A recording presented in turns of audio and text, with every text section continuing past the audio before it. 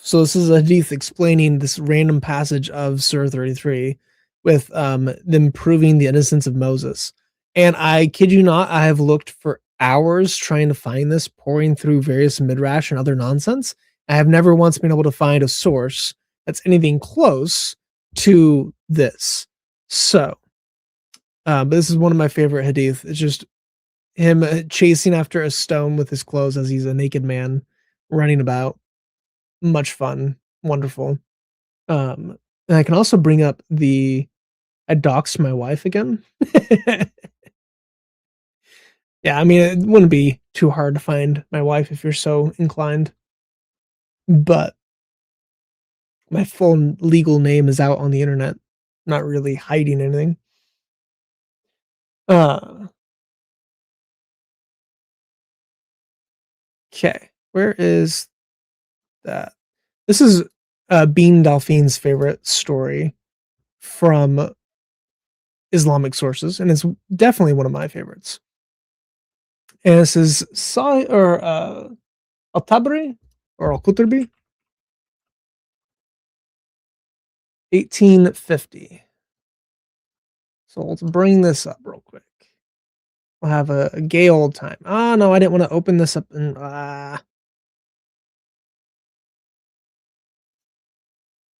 close all windows. Open with Edge. There we go. All right. 1850. And bring that up on the screen. This one is a lot of fun. So this passage of the Quran is basically like, hey, is defending Linus Maximus? Okay, thanks. This is a very strange part of the Quran, which basically says that, hey, Satan has children. And they're explaining, okay, well, how does Satan have children? This is in Al-Qurtubi. So that's Tabari. Let's go down a bit for Qurtubi. And this is a free, you zoom out. There's Qurtubi. So it's talking about the descendants of Iblis. How in the world did Iblis have offspring? So, Al-Shabai said, a man asked me and said, does Iblis have a wife? Because the verse talks about him having offspring. So like, hey, can the devil have children? He doesn't have a wife. So it's kind of like a similar question to Allah. Does Allah have a wife? And his answer to this is pretty stupid. I said, that is a wedding that I did not witness. Then I remembered his statement, will you then take him and his offspring as allies? So this is in Surah 18, Ayah 50. I knew that there can be no offspring except from a wife, so I said yes. And Mujahid said, Iblis inserted his female hole into his own female hole and laid 5 eggs. Well, that's just because the Arabic here is ambiguous. It basically just means genital into his genital. So the way this is actually usually translated, right here is a weird translation, but the way it's usually translated is he inserts his male member into his female member and lays 5 eggs. And this is the origin of his offspring. So he is asexual. He reproduces by having one on one thigh and one on another thigh, and then he just claps his like knees together, and then out pops 5 eggs. Okay, and these are golden eggs, and each egg there are demons and male demons and female demons that come out of it. But God created for him a male member on his right thigh and a female member on his left thigh. So he has intercourse with one and the other every day. 10 eggs emerge. So he does it twice a day to have 2 batches of 5 eggs, and from each egg, 70 male and female demons emerge.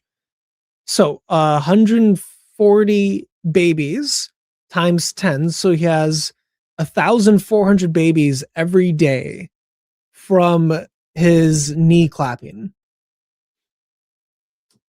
Also, Christian, are you here? Or are you just in the comments? Yeah, this is literally in Islam. This is not only in Islam. This is from Qurtubi, which is one of their primary, most authentic and authoritative exegetes. And then he has a hadith that mentions this. So, yes, this is literally in the Islamic sources. So he flies while he is flying, and the one with the greatest status in the eyes of his father is the one who is the greatest temptation among the children of Adam. And some people said he has no children or offspring, or his offspring are helpers from the devils. And it talks about how they are the children. And then he goes on to talk about a chain of transmission about a hadith that mentions what he just talked about. So, on the authority of Solomon, who said, the messenger of God, Baha, said, do not be the first to enter the market, nor the last to leave it, for in it Satan has laid eggs and hatched them. This indicates that Satan has offspring from his loins, and God knows best. Ibn Atiyah said, his saying is his offspring. The apparent meaning of the wording indicates the whisperers from the devils who do evil and carry on falsehood. Al-Tabari and others mentioned that Mujahid said the offspring of Iblis are the devils, for he considered them to be Zalmbra, the owner of the markets, specifically, who places his banner in every market between heaven and earth, placing that banner on a shop or whoever opens it, and the last to close it. So he is specifically a being that lays eggs and then hides them in marketplaces for them to hatch and spawn demons that then torture and also tempt people into sin. This is in the Islamic sources. And that hadith, not the explanation from the tafsir, but this hadith is actually in hadith collections. It's not just from Qurtubi. So the hadith is in a variety of things. They hijacked your account. I have become the Christian gadfly. Hello, Mary. How you doing, Mary? It's been a while since I've talked to you. Yeah, this hadith is in some of the smaller hadith collections, but the story of the knee clapping, that's a Qurtubi original, as far as I am aware of in the Islamic sources. So, good times to be had by all. Indeed. Yeah, he can lay eggs specifically by reproducing with himself. Yeah, this is in Islam. Gadfly is already at the 4,000 hours, so you can hang out here. You can go there, do whatever you want. So Satan makes it clap. Dude, no. Dude, Islam is just a crap version of so many different things all smashed together. I feel like Supernatural is a better version of Islam because it can...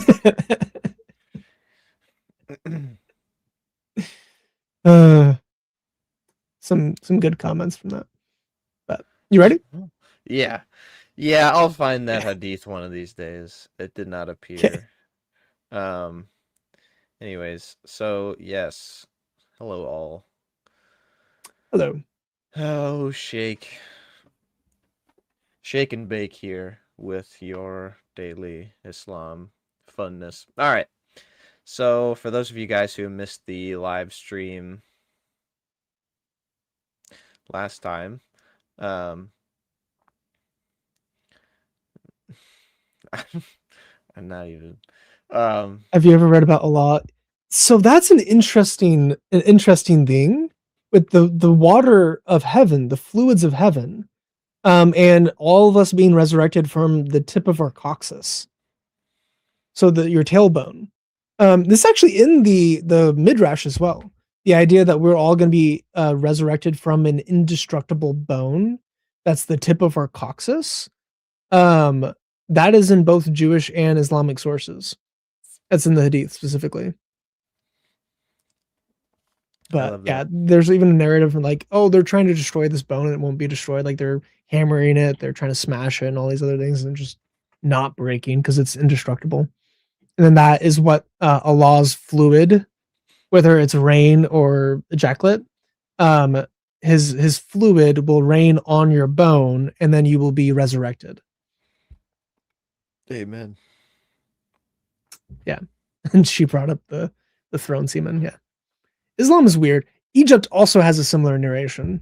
of the universe being created through fluid. And yeah, All I made a right. video on that.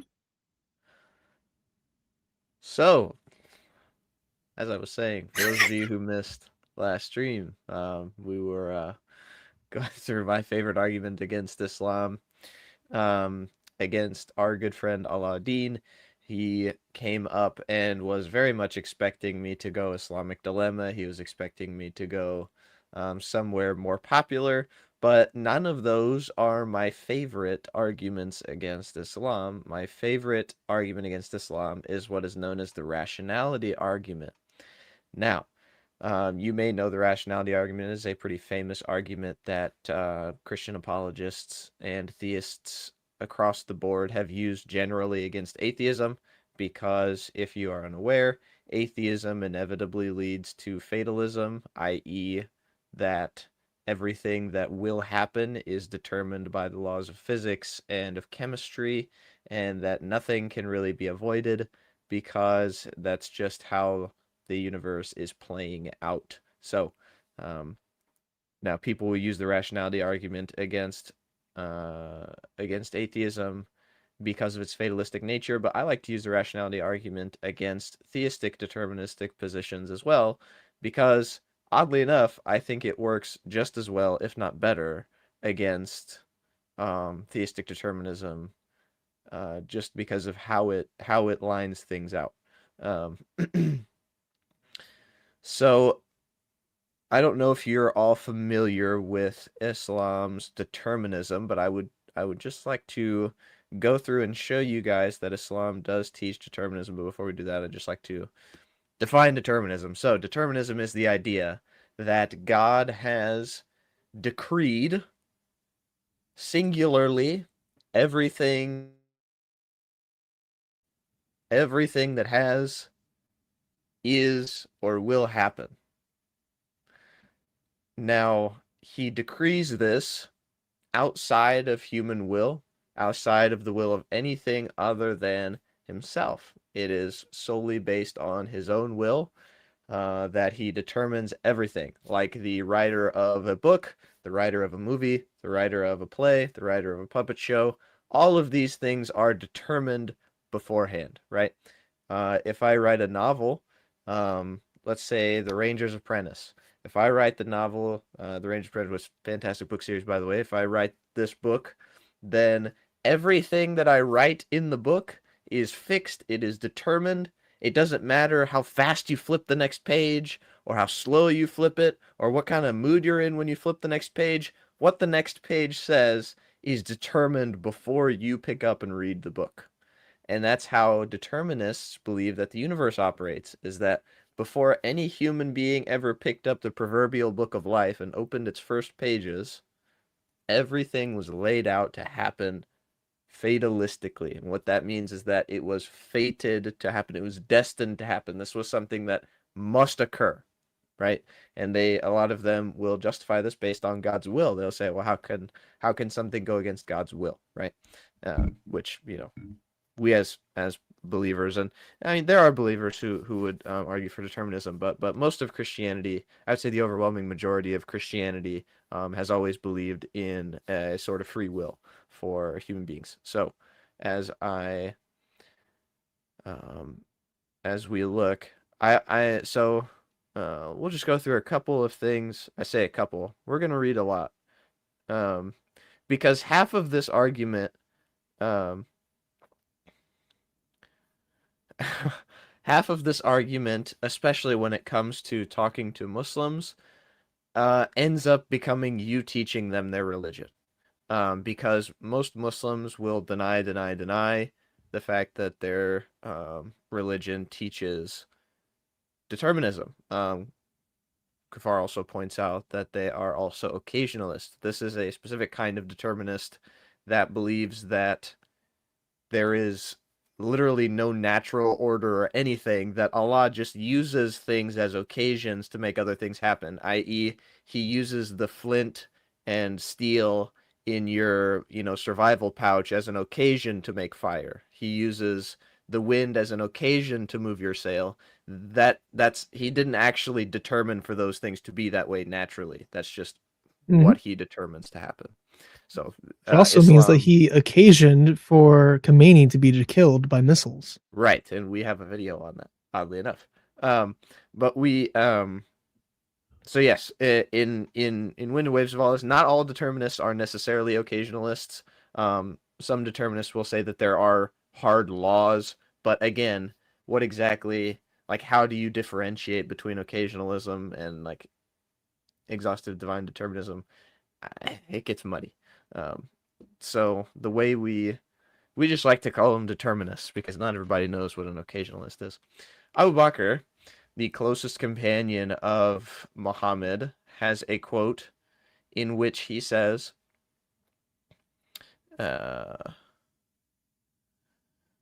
what does he say? So Abu Bakr has a quote in which he says, although he, speaking of the Prophet Muhammad, had such a faith which was too great to suffice all the inhabitants of the earth, he was afraid that his heart might go astray. So he used to utter while weeping, would that I have been a bitten tree. Whenever he was reminded of his position in Allah's sight, he would say, by Allah, I would not rest assured and feel safe from the deception of Allah, even if I had one foot in paradise.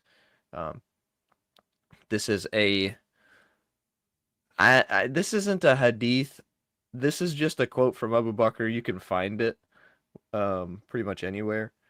And so this again introducing the idea that it is Allah's decree where you end up. We'll go Can I make ahead a and statement that'll get me demonetized real quick? I don't see why not. I can't stop you. So in the chat, whenever people send jewels, it says this person sent the jewels for this much, and Ash just sent. He's sending jewels right now. Thank you, brother. But it says Ash May sent happy poop for 10 jewels, and then he also sent one called hiding. But whenever I read it, it said in my head he sent he was hiding from the Jews instead of hiding for jewels. Right. So I just got entirely thrown off with Ash, a Jew, hiding from the Jews because we're talking about Islam. Anyway, Right. but Right. yeah. So let's go ahead and break into the Quran. We'll go ahead and pull up Surah 4, 143. I will pull my screen up here in just a second. I gotta navigate to it. So 4 and 143. Hey, it did it the first time. This time. Just spamming the hiding. Share screen, tab, share. Add to stage. All right. So here we have Surah 4, verse 143. We'll start in verse 142. It says, indeed, the hypocrites think to deceive Allah, but he is deceiving them. This is not the part that I was wanting to get to, but it is pretty funny. And when they stand for prayer, they stand lazily, showing themselves to the people and not remembering Allah except a little, wavering between He's a them, deceiver. belonging neither to these, i.e. the believers, nor to those, i.e. the disbelievers, and whoever Allah sends astray, never will you find for him a way. So, we have this idea that Allah sends some people astray. Now you could argue, oh, well, Chase, it's because they were standing for prayer lazily. These people were, disrespecting the methods of Allah. Oh, okay. All right. Let's continue. Surah 6, verse 25.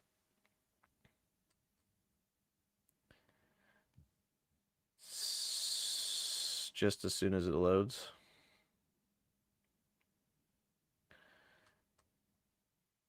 6:25. By Allah, what is going on? 6, verse 25.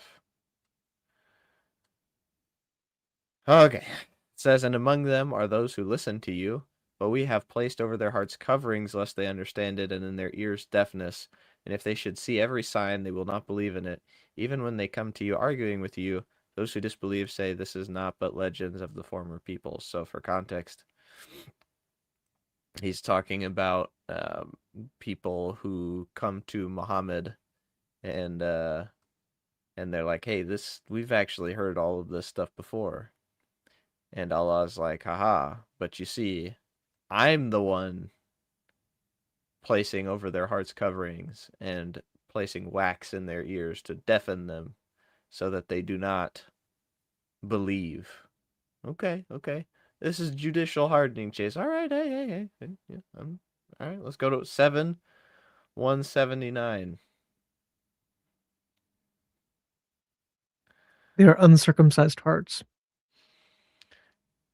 Says, and we have certainly created for hell many of the jinn and mankind. They have hearts with which they do not understand, they have eyes with which they do not see, and they have ears with which they do not hear. Those are like livestock. Rather, they are more astray. It is they who are the heedless. Now notice, you could, if he didn't insert this one phrase, you may be able to have me on this one, but it says, and we have created for. Now, Chris, if I were to go to Walmart and purchase for myself a brand new Lego set, and with it I have the intention of displaying it in my awesome Lego Star Wars case with the glass and the lights and all the cool looking ones, and I build up this Lego Star Wars set, and I go to place it in my cabinet, and all of a sudden the Lego, it speaks to me. It says, hey, I don't want to be on the shelf. How about you give me to your nieces and your nephews so they can play with me? I would say, Ooh. excuse me, I created you for this purpose. That's a pretty dope, Boba. I Yes. created you for this purpose. There isn't anything you can do about it. Now, Nope. when we read, and we have certainly created for hell many of the jinn and mankind, it doesn't say that we have created hell and many of the jinn and mankind are going to end up in there. Is that what it says? No. It says we created for hell many of the jinn and mankind. Yep. Talking Legos were Legos crazy. This says we are created for hell. I say we. Some of the jinn and mankind are created for hell. Ironically enough, the Quran actually seems to suggest that the jinn actually have some kind of free will, but again, it's like I don't necessarily think that the Quran is coherent, so it can teach Qadar and also teach not Qadar. I have no problem with that. And then probably the one that is the worst for the defenders of Islamic free will is 7630. So it says here in chapter 76. Hello? No, there's a very hateful Muslim that joined in Christian's server. Or not server. Discord's fried my brain. His stream. You can. That's a real YouTube account name. It's crazy. Oh yeah, no, he threatened to kill and grape Elle and Sarah. So, I'm gonna go ahead and ban him real quick. Right, as one should. Hide user. Goodbye, sir. Repents. Before Judgment Day, you will be judged for your actions, your words, your thoughts, your deeds, and your idol worship of Satan. But oh my goodness. Quran.com may be, I love Mormon website. It's so intuitive. This Quran.com, I don't It's understand why it really has to be not this way. good. No. That's why we're making the Quran reader we're making, because Quran.com not only does it have only translations that are not very truthful, it doesn't. It's really bad to read through. Right. So we're gonna make a website dedicated to Ganayash. Ganesh. We're making a website dedicated to the Quran that's gonna be significantly better than to any of the stuff that's currently available. So we're working on. Unheard of. Yeah. So here we have in Surah 76 verse 30, and you do not will except that Allah wills. Indeed, Allah is ever knowing and wise. And you do not will except that Allah wills. Is there any way other than determinism to interpret this? Like, I don't know how you could possibly get around you do not will except that Allah wills, because it doesn't just say he determines your actions, he determines your will. Let's look at the tafsir here. Verses 23. Yep, we gotta get to verse 30. 76. He created them a strong build.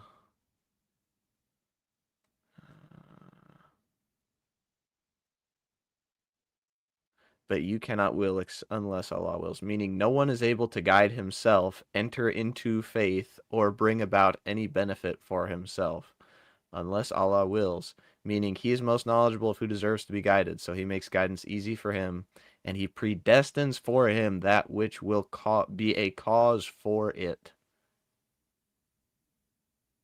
However, who deserves misguidance? Chris, who deserves misguidance in Islam? The disbelievers.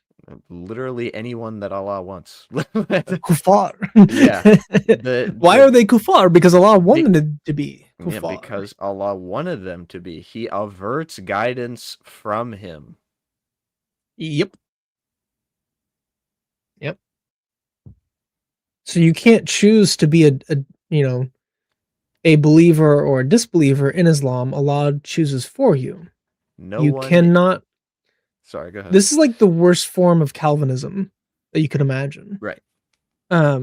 Like Allah is the author of evil. He's the author of disobedience. He's the author of sin. And he also says, if you didn't sin, I would have destroyed you all so that you would have sinned. Because Allah is a logically impossible being, which is another argument that we may or may not get to tonight. His attributes require people to be sinners. His attributes require creation to exist, even though they're supposed to be eternal, because Allah is immutable. Right. This doesn't make any sense whatsoever. Now, there are, so like Arminians believe in what's known as prevenient grace, and prevenient grace is the idea that man lost free will in the fall, and it takes God's prevenient grace to essentially bestow free will back upon him. I don't believe that personally. I think that man's freedom is just generally preserved. I do think that freedom is obviously a gift, so it is a grace that we receive, but it's not something that we have to be re-gifted after the fall. We just innately have free will. Now, this, however, is different. Let's read. It says, no one is able to enter into faith. Now, this is very important. Very important, because you could say, oh, well, Chase, of course no one is able to guide himself. How would you guide yourself in the religion if God wasn't there helping? Absolutely. Hey, I completely agree. You're not even able to enter into Islam by yourself. This is something that God has to determine for you to do. You said 6:125? Yeah. So this actually, that statement right there is proof that Allah is evil. So whoever Allah wills to guide, he opens their heart to Islam. Unless he decides to do that, you can't be saved. So it's not a man that has an open heart who leads to Islam. It's Allah is like, I'm going to randomly choose that person. They're going. I'm going to choose everyone else not to. It is Allah picking and choosing who he wants to save. But then Allah is also causing all sin. He's also causing all pain. He's causing all suffering. What was that website Mary said earlier? Good night. I can't with this freaking. Where's it called? What did she recommend? Islam Awakened. Islam Awakened. Let's try that one. So again, Allah decides whether or not your heart will be open to him. That's how he can make you choose it. That again is going against Qadar. You have to have exhaustive divine determinism. So what the Quran teaches, especially what the Hadith teach. The Hadith are even more crazy into that. Okay, again, don't bring up the Bible. We're talking about the Quran. We're talking about the Hadith. We're talking about your faith. Your faith is incoherent. Now, Christianity could also be incoherent. We can talk about that after, but can you admit that Islam is incoherent with your experience of reality? So that's the point. Exhaustive divine determinism is not based on reality. And the attributes of Allah are not really based on reality whatsoever either. Yeah, 6125 That's the is problem. another banger that's going in the notes. Yeah. Christianity. Okay. Allah's Sorry, continue. I can quickly give this. Does Allah make sense? Because I don't think he actually does. Are his attributes eternal? The standard Muslim answer is yes. His attributes are eternal. He's unchanging. He's immutable. Are his attributes always true? Now, your answer has to be yes because he's immutable. How could he be a bestower of mercy before creation? How could he be a bestower of justice before creation? How could he be a giver of love before creation? How is Al-Wadud, Al-Rahman, how are those things possible before creation? And then also, how is his mercy, how is he perfectly merciful, all-loving, and perfectly just? Justice implies no mercy. Mercy implies no justice. Allah can't overcome those. It's arbitrary. Which one wins? That's a logical impossibility for him to be both of those things without some form of intermediary or himself even taking it on. Okay, again, Christianity is not one God. And anyway, but brother, you didn't do a good job studying the Trinity. And if you're wanting to come on Wednesday, I would be happy to talk to you about the Trinity and any other question you have against Christianity. But Islam is not the option. I think atheism is a better option than Islam. None of it makes sense, or like Judaism. Judaism is a much better option than Islam. Islam is, Muhammad was a very evil man. He was a wicked man. So why are you following a dude who's teaching wickedness when you could just be a Jew? Which is and actually Islam serve Yahweh. Yeah, Islam is a Jewish religion. It's a Jewish cult. It's a syncretic Jewish, Christian, Gnostic, Zoroastrian cult. Right. Yeah. Islam Awakened is what she said. Yeah, Islam Awakened. I'm there. You can't will unless Allah first wills, is indeed the case. That is what Islam teaches. To deny that is you're now a kufar. Right. You're doing bid'ah. So, all right. Let's move on. So, we're done with Quran, 7630, nail in the coffin, right? We cannot will unless God first wills. And if the Muslim continues to argue with you about determinism, go ahead and open up Ibn Kathir's commentary, because he may be one of the most prolific when it comes to writing about determinism. He's very, very deterministic. His will has a real existence in Islam as a speech. A speech is ontologically, which includes everything that happens. Allah is dependent on creation. Yes.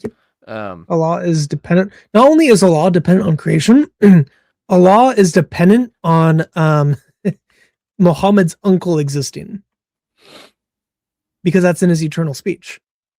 Because Surah, I think 111, talks about his uncle being cursed to hellfire. So Allah is contingent on Muhammad's uncle eventually existing. Yeah, Gen Z Muslim, where exactly are churches closing? Just curious. The UK.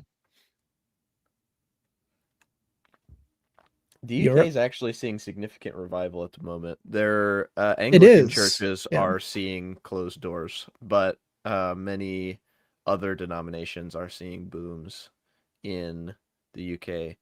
Also, mm, yeah. Anyways, let me go ahead Yeah. and okay. So now on to the greatest, I think we extra, have this most in our bestest notes. hadith. So to Sahih Muslim 2662C, 2662C. All right, share this tab instead. Yeah, we do have that in the notes. Bingo, bango, bongo. Hassar. Yes, we also have Bukhari 6614 in the notes. Mule. So calm down. We have a lot of notes for predestination. It's extensive. It It's is there's so much of it. extensive. So Yeah. we have here. Let's just read it. It says, Aisha, the mother of the believers, said that Allah's messenger was called to lead the funeral prayer of a child of the Ansar. I said, Allah's messenger, Sallallahu, there is happiness for this child who is a bird from the birds of paradise, for it committed no sin, nor has he reached the age where one can commit sin. He, being the prophet, said, Aisha, peradventure, or maybe it could be otherwise. It may be otherwise. Because God created for paradise those who are fit for it, while they were yet in their father's loins, and created for hell those who are go to hell, he created them for hell while they were yet in their father's loins. So, for those of you, peradventure, yeah, no, that's what the God logic's thing. Yes, literally. In this hadith, we see very plainly that a child who died before the age of accountability may be in hell. He may be in hell. Now there are certain other folks who believe this kind of nonsense. James White, about aborted children, which is one of the most diabolical doctrines that I've ever heard in my time. I'm sorry, I can't. Yeah, infant damnation and unborn damnation is just so wild, It's dude. abominable. Yeah, it's bad. Stop believing it. Yeah. Anyways, let's continue. So, but he's not saying every child is going to be in hell. No, only those who are fit for hell and those who are fit for heaven. Could you imagine dying as like a 3, 4, 5-year-old kid and then getting to Jannah and seeing 72 virgins? You're like, what? What's What does that? this mean? Yeah. Well, yeah, they would see all the naked women. They'd be like, okay, because they don't have any concept of nudity yet. I know. They're like, is this Yeah, mom? they just walk around like, oh, food, and then start eating. Right. Fact check: I have a 4-year-old and a 2-year-old. So, So anyways, yes, this abominable doctrine, but let alone. So I brought this up to Buddy Aladdin in our last conversation. He's he said "Oh no, we have other hadith which say that all children who die are birds of paradise." I'm like, I don't care. That's not what this one says. It's like you could have 5 billion other hadith that say that this one is wrong. That still doesn't change the fact that this is a Sahih narration. That would just mean your religion's contradictory, which, to be fair, it is already. deeply. I digress. This is crazy. Let's continue. So next one, Sahih Muslim 2650. This is another one that's really hard to refute. 2650. This is my favorite servant of Allah here.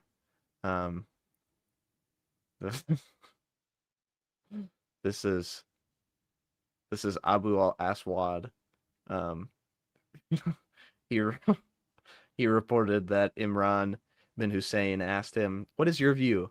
What the people do today in the world and strive for? Is it something decreed for them, or preordained for them, or will their fate in the hereafter be determined by the fact that their prophets brought them teaching which they did not act upon?" So, i.e., Is everything preordained, or is their fate determined by the fact that they rejected the prophet's message? I said, of course, it is something which is predetermined. This is actually what I was trying to find earlier, Chris. It literally just dawned on me that I already had it in my notes. Anyway, let's continue. I said, of course, it is something Went which to is the knee predetermined, slapping for no reason. which is predetermined for them and preordained for them. He further said, then would it not be an injustice to punish them? I felt greatly disturbed because of that and said, everything is created by Allah and lies in his power. He would not be questioned as to what he does, but they would be questioned. Thereupon he said to me, may Allah have mercy upon you. I did not mean to ask you, but for testing your intelligence. 2 men of the tribe of Muzayna came to Allah's messenger and said, Allah's messenger, what is your opinion that the people do in the world and strive for? Is something decreed for them, something preordained for them, and will their fate in the hereafter be determined by the fact that their prophets brought them teachings which they did not act upon, and thus they became deserving of punishment? Thereupon he said, of course it happens as it is decreed by destiny and preordained for them. And this view is confirmed by the verse in the Book of Allah, the Exalted, and whatever. Consider the soul and him who made it perfect, then breathed into it its sin and its piety. Which is, I actually don't remember where that verse is at. What does that say? 51, 61, 61.8. 61.8. Let's look at that Yeah. up. Or 41.8. I don't remember how the XC go together, but I don't either. oh, is C 20? L is 50. X is 10. X What's is C? 10. What is C? V is 5. X is 100. 10. Okay, so it's 111. Minus 8. not 91. 91.8. Oh, because 91. Because it's 10 minus stupid. 90. Or Yeah. 10 minus 100. Yeah. 91.8. 91.8. There you go. Roman 91.8. numerals 101. I love Roman numerals. I have a very quick Roman numeral joke for you guys. I hate Roman if you numerals. wouldn't mind paying attention to me. So, one time a Greek man approached a seafaring merchant, and he said, "Hey, can I get 3 fish?" He said, "Whatever." He chopped the heads off, gave him the fish. A guy from Israel come up. He's like, "Hey man, can I get 4 fish?" Guy was like, "Absolutely." Chopped the heads off, give it to him. Guy from Rome came up. He said, "Can I get 5 fish?" Anyways, let's continue. 91.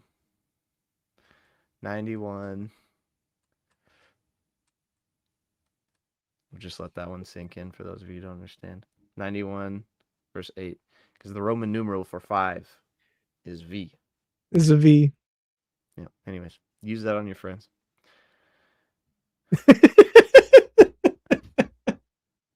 Okay, so this one, this is crazy. I'd like to share this with you actually. So this translation is deceptive.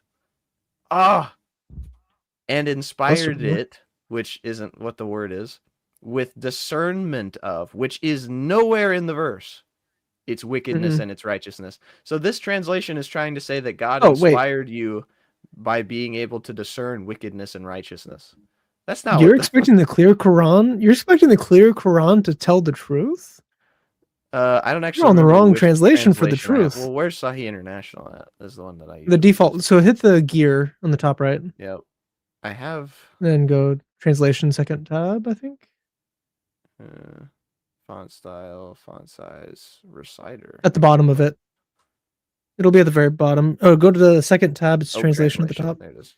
So, yeah, it's Sahih International. Okay. Sahih what? That's crazy. That's terrible. This is just a bad translation of this verse. So it's literally, and breathed into it. I can't actually even hear it, but it's and breathed into it.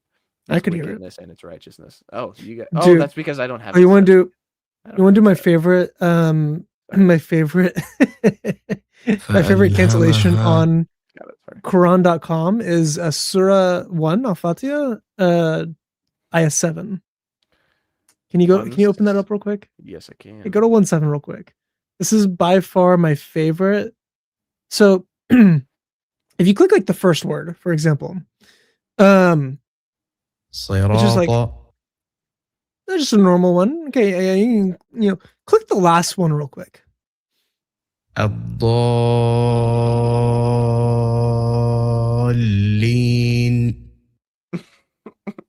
Why? That's I know why. Tajweed. It's because it's the tajweed. It's how they sing it. But it's a lot of these words don't actually have the tajweed attached to it. Whenever it's just like supposed to be the pronunciation, for whatever reason, there's a few of them that just have incredibly long tajweed in the actual like whenever you click that word itself. And Al-Fatiha is like one of the only ones that do it, and it's so much fun. So I have that as like a soundbite that I just play for people. I accidentally discovered that last year whenever we started the Islamic Dilemma project. Sorry, I need to see which one of these. Ali. I need to see which one of these translations is any good. So 91 verse 8. And with the knowledge of right and wrong inspired it, then inspired it with its instance of evil and piety, inspired it with its wickedness and its righteousness, and inspired it to know. He showed him what is wrong. And Ali Khan just lying on the Quran, and imbued it with the consciousness of its evil and piety. Dude, none of these translations are any good. I feel like Sahih International is just a product of its time. But anyways, yeah. So you can see here in Sahih, it says, "Consider the soul and he who made it, then breathed into it its sin and its piety." That's what it should actually say, unless I'm wrong. And Too Many Marys can absolutely correct me if it doesn't mean that, but I'm pretty sure that's what the Arabic actually says. It could even be inspired it with He caused wickedness and wickedness and its righteousness. righteousness. Right, yeah. So, which but is anyways, part of the hadith as well. Like, all of the adultery you'll ever commit in your life has already been portioned to you by Allah before you were created. So all your good deeds and all of your wicked deeds are already apportioned to you, which then contradicts some of the other hadith that are more rabbinic when it talks about how like if you want to do something good, you don't do it, it's counted as one good deed for you.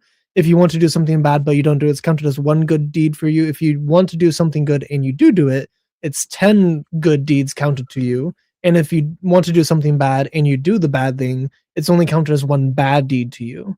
And the idea is if your book is heavier on the day of judgment, you're going to be saved. If it's lighter, you're going to go to hell. And the weight, like the good deeds become physical weight on judgment day, and then the bad deeds like subtract from it. So that's all rabbinic. That's like a Jewish idea that's in Islam, within both the right. Quran and the Hadith. But then that contradicts that. It contradicts a variety of other things because Islam is a incoherent mess. Right. So for those of you who are watching who may or may not be in my fantasy league, Jackson Smith and Jama definitely got hurt, and you should totally sell him to me for free because he's not going to make you any points. Anyways, dude, a Quran pirate version. It would probably make the Quran more clear, oddly enough. Oh, for sure. Yeah.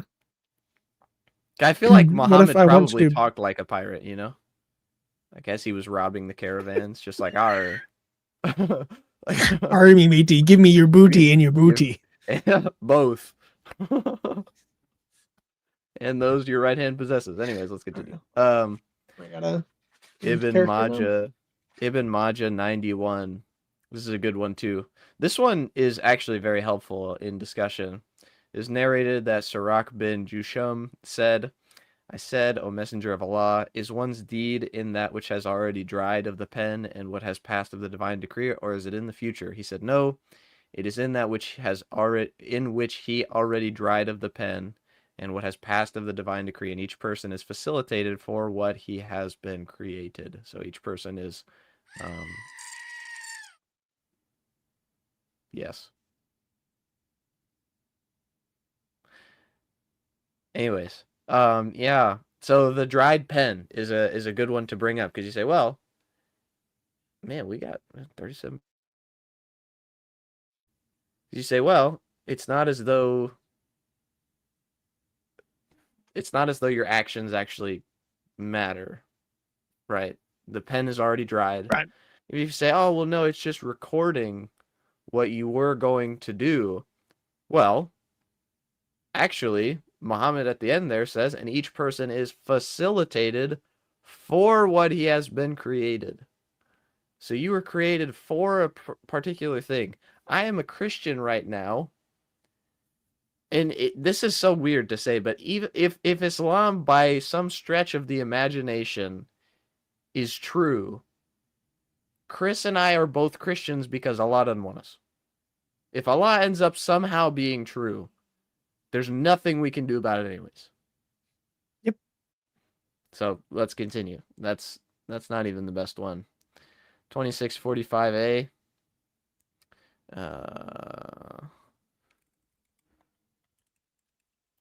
2645A.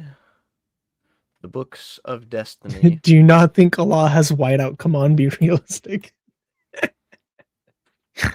Nope, he does not have whiteout.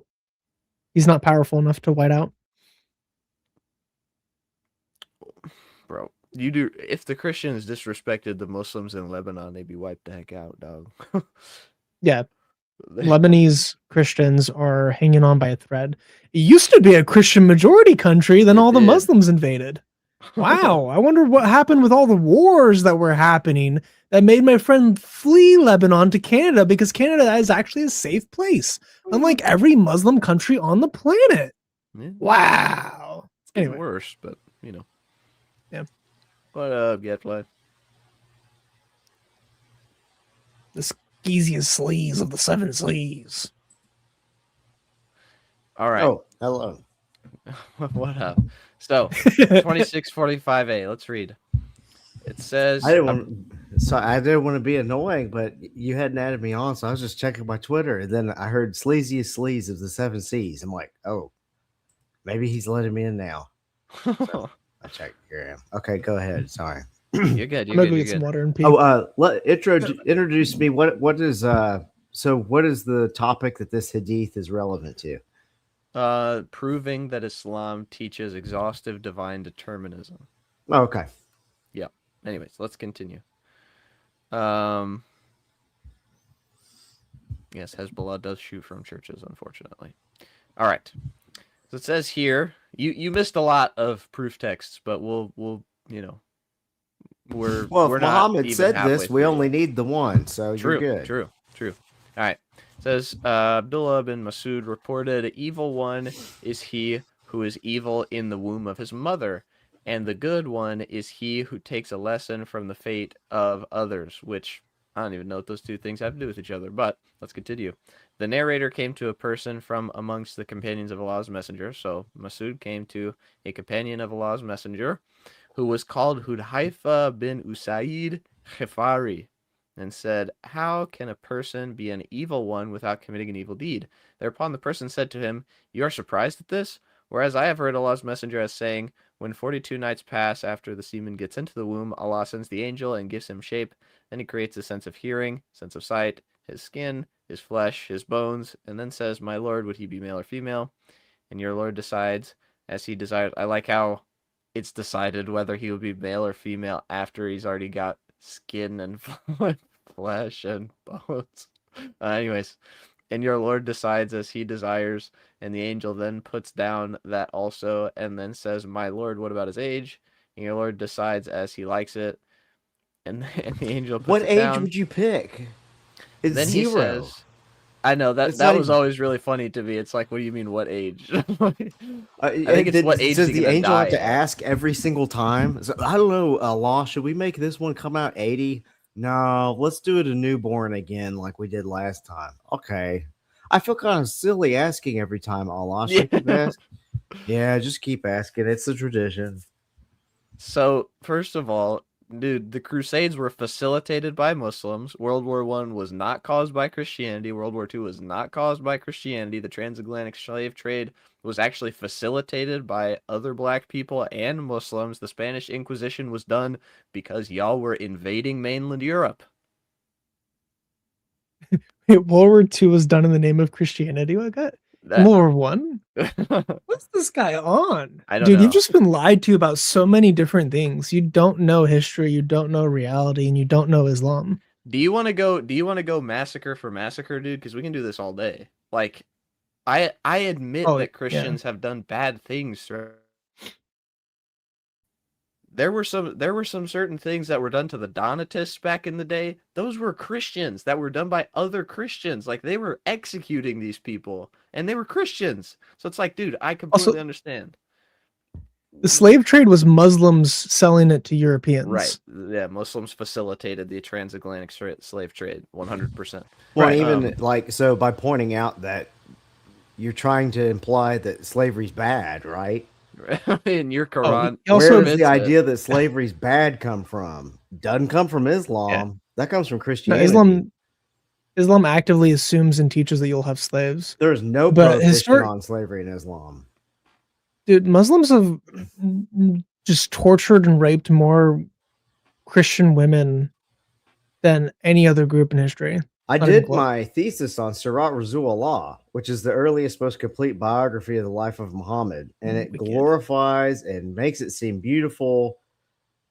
Jihad, like killing in the name of the religion, and the only requirement is that you invite them to Islam first. If they say no, you can kill them, and you're supposed to kill them, and you're supposed to spread it all over the world. So don't even talk about anything having to do with morality or slavery or conquest, because you sound ridiculous.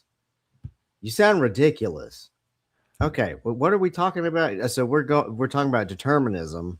Yeah. I also really like this idea that American soldiers cited the Bible as their justification for invading Iraq, as if the American soldiers had anything to do with that. They were just following orders, bro. Also, do you want to know the sort of things that they found Muslims doing in Iraq? I don't want to know. I don't want to know. I know. I've seen it. Yeah. Here we go again.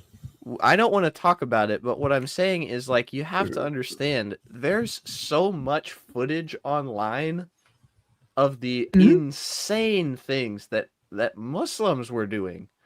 Like, there was a guy who was on the Sean Ryan podcast who was either a Navy SEAL or a Marine, and he talks about how he was doing special ops in the Middle East, and he's like, I don't even want to describe to you some of the things that I witnessed these people partaking in. He was like, yeah. I had no guilt pulling the trigger.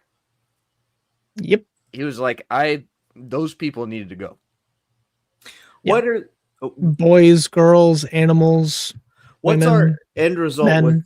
with the argument with Islam with determinism? Is it an argument against Islam, or are we just trying to show that No, it's an argument against Islam. I'm not sure if you're familiar with the rationality argument. So let's assume that it is deterministic. Now, where does that lead to it being false? Right. So, well, I got a couple more hadith that I would like to. Oh, okay. Yeah. Sorry. No, you're good. So 2644 is another. Dang nabbit, I missed the express. 2644. I'll be quick for these. I don't want to take too much time. But it says Hudhaifa bin Usaid reported directly from Allah's messenger that he said, when the drop of semen remains in the womb for 40 or 45 nights, the angel comes and says, my Lord, will you be good or evil? Both these things would be written, and the angel says, good or evil. Notice. It would be male or female. And then both these things are written, and his deeds, his actions, his death, his livelihood, these are also recorded. Then his document of destiny is rolled, and there's no addition to nor subtraction from it. We have Sahih Bukhari 4949. I will it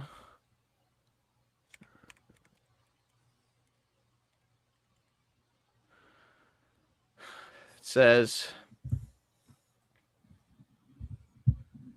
yeah, this one's not too long. Too Many Marys, are you wanting to come on? I wouldn't mind if she came on and shared whatever it is. I don't want to try to read what she's talking about. I have a good argument, by the way. Sounds like a pod racer name. It's when you deny Qadar, when you deny determinism within Islam. It's the title of someone who denies Qadar is a Qadariya. So it's says, narrated Ali, while the prophet was in a funeral procession, he picked up something and started scraping the ground with it and said, there is none among you, but has his place written for him either in hell, fire, or in paradise. They said, O Allah's messenger, shall we not depend upon what has been written for us and give up good deeds? So this is a valid question here. If we're going to hell or heaven either way, why should we even care about what we I do? sent it, Mary. He said, carry on doing good deeds, for everybody will find easy to do such deeds as will lead him to his destined place for which he has been created. So he who is destined to be among the happy in the hereafter will find it easy to do the deeds characteristic of such people, while he who is destined to be among the miserable ones will find it easy to do the deeds characteristic of such people. Then he recited, as for him who gives in charity and fears Allah and believes in them. So is your goodness and badness then just part of your ontology in Yes. Islam? Okay, Yes. so that's Mhm. interesting. That's like Gnosticism. In Gnosticism, you're And either a rabbinic. product of the remembrance of the fallen Aeon, Sophia, or Logos, or you're a creation of Yaldabaoth.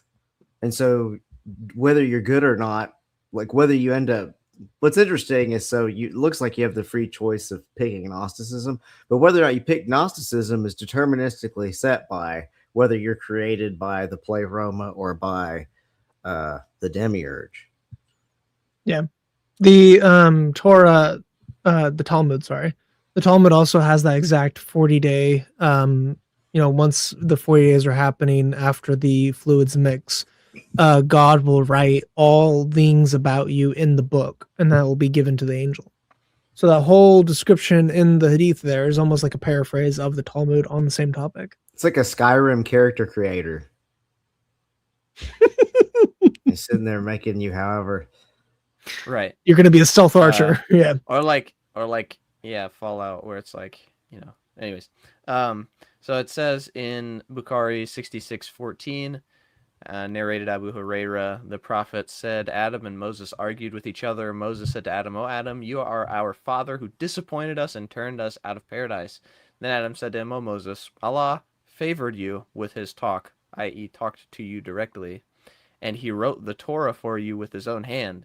And one time he caused a rock to run away from you with your garment so that you would run naked through the camp of the Israelites. And says, do you blame me for action which Allah had written in my fate 40 years before my creation? So Adam confuted Moses.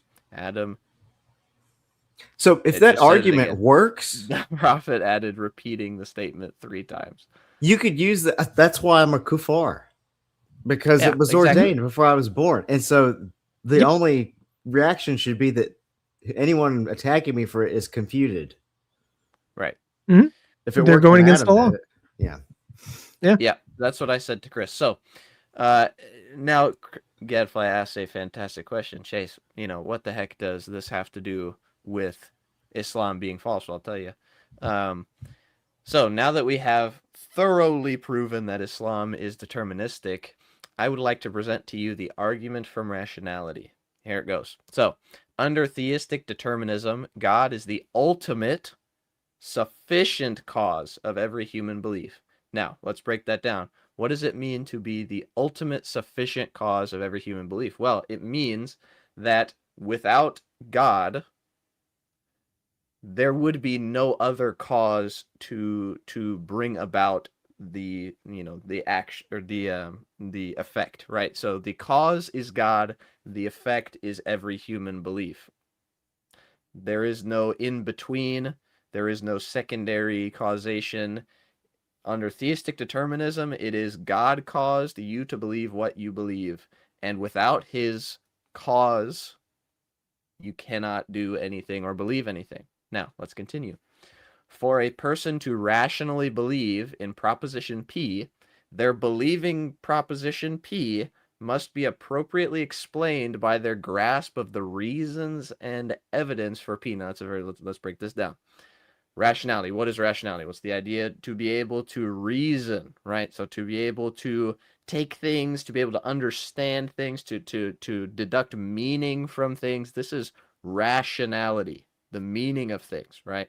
So if you rationally believe proposition P, that means that you came to proposition P because you rationally examined the evidence, and that's where it led you, right?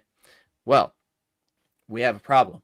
If God's determining decree is the sufficient explanation of the belief, then the person's grasp of reasons and evidence is not the ultimate explanatory ground of that person's belief.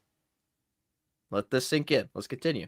If the agent's appreciation of reasons, rationality, does no real explanatory work in producing the belief, then the agent does not genuinely believe on the basis of reasons. Okay, that should be pretty self-explanatory. Next point, if no one ever believes on the basis of reasons, then no human belief is ever rationally justified. Now here's the conclusion. The conclusion is that theistic determinism is itself a human belief. Therefore, if theistic determinism is true, belief in theistic determinism is not rationally justified. So there's that. You have no reason to believe in anything. If your If determinism's if your belief in Islam is based on nothing, if your belief in Islam is based on nothing but Allah's divine decree, and not your own reasons or the evidence for said thing, then you can't actually say that you believe in Islam because of reasons. You just believe in it because you're determined to. So this makes, the reason why this is such a powerful argument is because it makes the conversation blow up. Because if reasons and evidence have nothing to do with why you should believe in Islam, then why believe anything? I've got a couple better ones for you. Want some even crazier ones? Go ahead. So, when Moses and Adam are getting a little tiff, they're getting in a little fight in Jannah, because apparently we have fights at Jannah, right? Right. Of course. Right. And what does Moses says to Adam that you're, that you're worse, that you're bad, because you are the reason that we have all fallen. And Adam's reply is, why do you hold me accountable for that which Allah ordained for me before my creation? Yep. Then it furthermore, in a number of the renditions, it says, and thus Adam refuted Moses. Right. So that means that Adam cannot be held morally responsible for a sin that he has committed that Allah ordained for him. I ask you, Muslims, what sins do you commit that Allah has not ordained for you, that he has not written in the book of life for you? When the angel comes down and writes down everything that you do, is there anything that is not ordained for you to do? So according to Islam's own internal logic, such as it is, then no one can possibly be responsible for any act that they have done, because Allah has chosen it for them before they were even created. Right. You're sick. You're sick. Now, here's an even worse one that makes Allah even stupider and more impossible. Okay? So Allah, one of his attributes is his speech. And before anything else is created, what does he do? There's some questions about certain things, whether or not it's true or not true, or, what's created when, what's uncreated. Maybe he was hovering over the waters in some clouds, so those clouds could have been created and the water could have been created. But anyway, among things that Allah either created or then failed to create was the pen. And then he created or failed to create that which upon the pen wrote. And then the pen put Allah's full speech down. And his speech consisted of everything that was to ever happen. That means all humanity and every action, including my speaking now. My speaking now was determined by Allah and existed within his speech before creation. And therefore, Allah's truth and Allah's existence as having his speech such that it is, that he's not falsified, he is constrained into creation and dependent upon creation, which violates one of the very basic things about what Allah is. To be God, you are the uncaused cause. But his speech is something that impels him. His speech, its form is dependent upon creation having happened, upon all these people having done things, absolutely everything. I'm saying Allah as a nanner nanner pee poo poo poo poo poo. And if I don't say that, then Allah could not have eternally existed, which means that he is dependent on what I'm doing right now. If I go blah blah blah blah blah, that enables Allah to exist. Therefore, he's no God. It's a guy who had heat stroke too many times out in a desert, making things up as he goes along, and he suffered very badly from bipolar disorder. So when he was up, everything was high, and when he was down, everything was down. And I have many more examples of why it is that fate must be part of Islam, that it cannot be denied, that this is true of Allah, because it's a speech. It is his eternal attribute, which is distinct from everything else. Does his speech fail? I mean, some of his attributes fail. If you're a Salafi, some of his attributes fail because his wrath is overcome with his mercy. So he has stupid, poor, pathetic, weak little wrath that can't do anything against his mercy. It's like, oh, I'm mad. And mercy's like, no, you sit down. And then the wrath goes, okay, all right, fine, I'll go in the corner. You're stronger than me.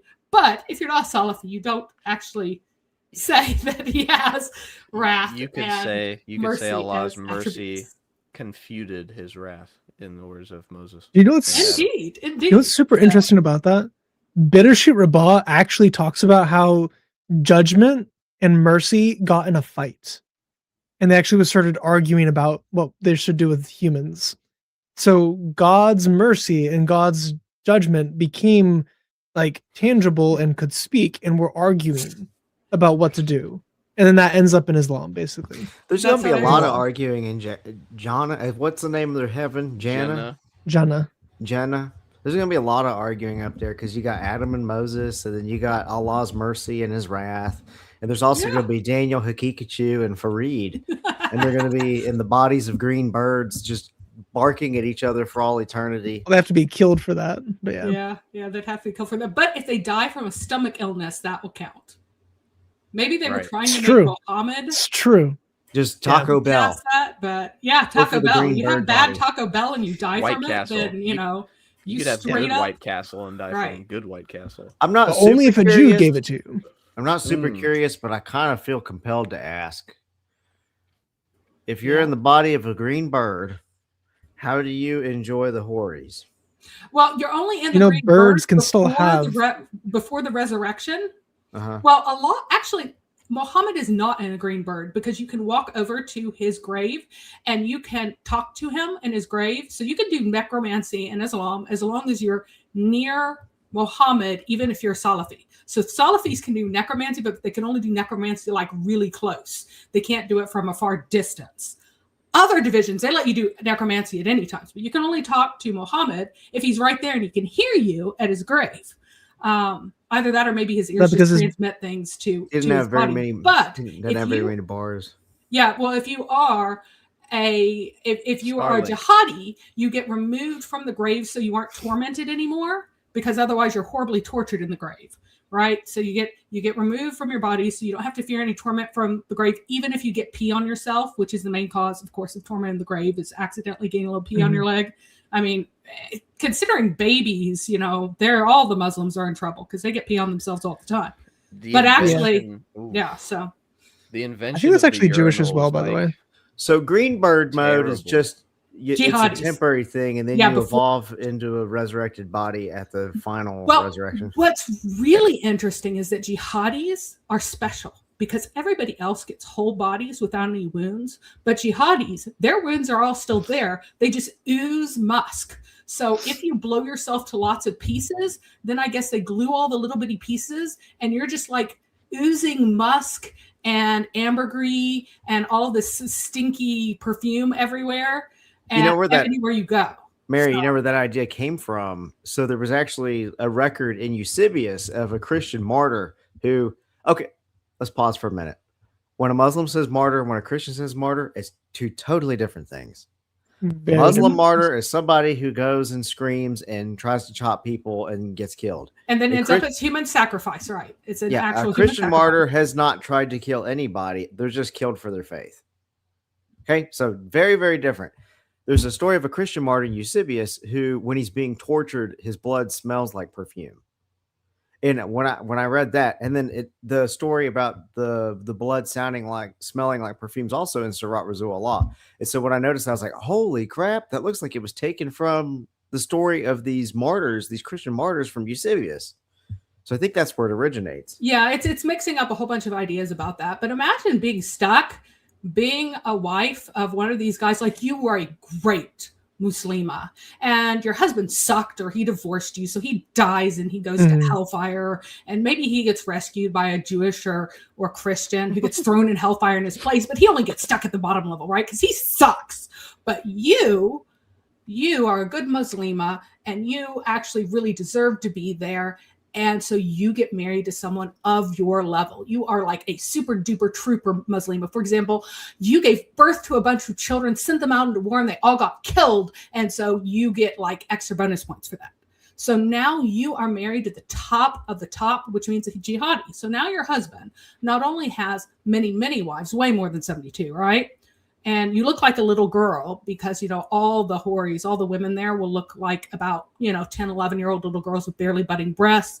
And yeah, you have a hymen that he rips through whenever he wants to have intercourse with you, because, women, what women should value is being pristine, and they should hate being violated.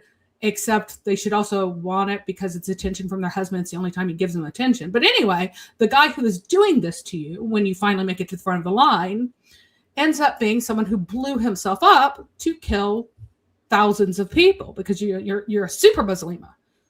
So now he's in all of these little bitty pieces that are just glued together and just oozing stuff that's sticky. And yeah, it smells sweet, but kind of cloying, the sticky cloying scent all over you all the time. So yeah, I mean, that's the best of the best. But you get gold dishes. Other people only get silver. So, The descriptions of the houris, not only the young, but they have like black eyes, and their skin is so pale that it's translucent where you can see their bones.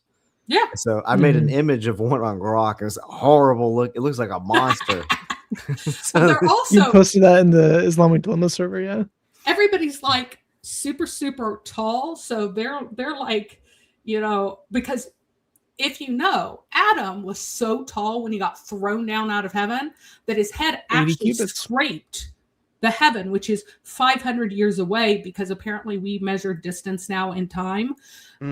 And, people were like, hey, Allah, you forgot to make him smaller. He's going to damage Jannah. So he shrunk him down to only 90 cubits. So in Jannah, everybody's going to be 90. expanded to giants again. So they're going to be tiny little girls compared to the absolutely enormous men, but they will all be giants. They will be young prepubescent girl giants. So yeah, for the time distance thing, that's actually very common in the ancient world. Whenever you go past like if you're talking about a journey, you would always talk about the amount of time it takes to get there. So like a year is the amount of time it takes to walk in a year's time. Yeah. It's not a very accurate distance. Like the only group that I am aware of back then that actually had like a distance for like a considerable distance is like the Persians, and they came up Romans. with parasangs, and the Romans. Yeah, so you had like the old Romans, mile, and you have parasangs. The Romans never met something that they didn't want to count. Okay, but here's the problem. They had laws about it too. Wait, so if it's 500 years away, I could ride a horse at a gallop for 500 years, and I wouldn't even be close to like halfway to the sun. So you're telling me that Jannah is closer Yes. to Earth than the sun? Yes. And the planets and the stars? All of there's them. Oh yeah. some debates about that as well. Yeah, other than like maybe one or two planets at certain times of the year. Yeah, their cosmology is very dumb. That's insane. Yeah. Let's see. I could get a horse to go like 35 miles an hour. Who says 500 horse? years He is just says 35. probably it's walking. Yeah. I know, but I'm giving the benefit of the doubt. Okay, let's say Dude, you it's a could just take, like, a 35-mile spaceship, horse. get there in an 24 hour. hours, 365 times 500. So that would actually get you a whole 153,000 miles. So how close is Mars? That's 40. I think Way, that's way to the closer. moon. Isn't the moon about 100? The moon, I think, is closer than that. So Mars is 140 million miles, whereas this is just this is 153 million. So it's just beyond. Yeah, it's like that's- the asteroid belt approximately. So Jenna, if it's a really really really fast horse that's just going 24 miles an hour for forever and ever, asteroid belt is the first Jenna. So that absolutely does mean that the Oort cloud is beyond where Allah is, because he's at the fifth heaven and each one is 500 years apart.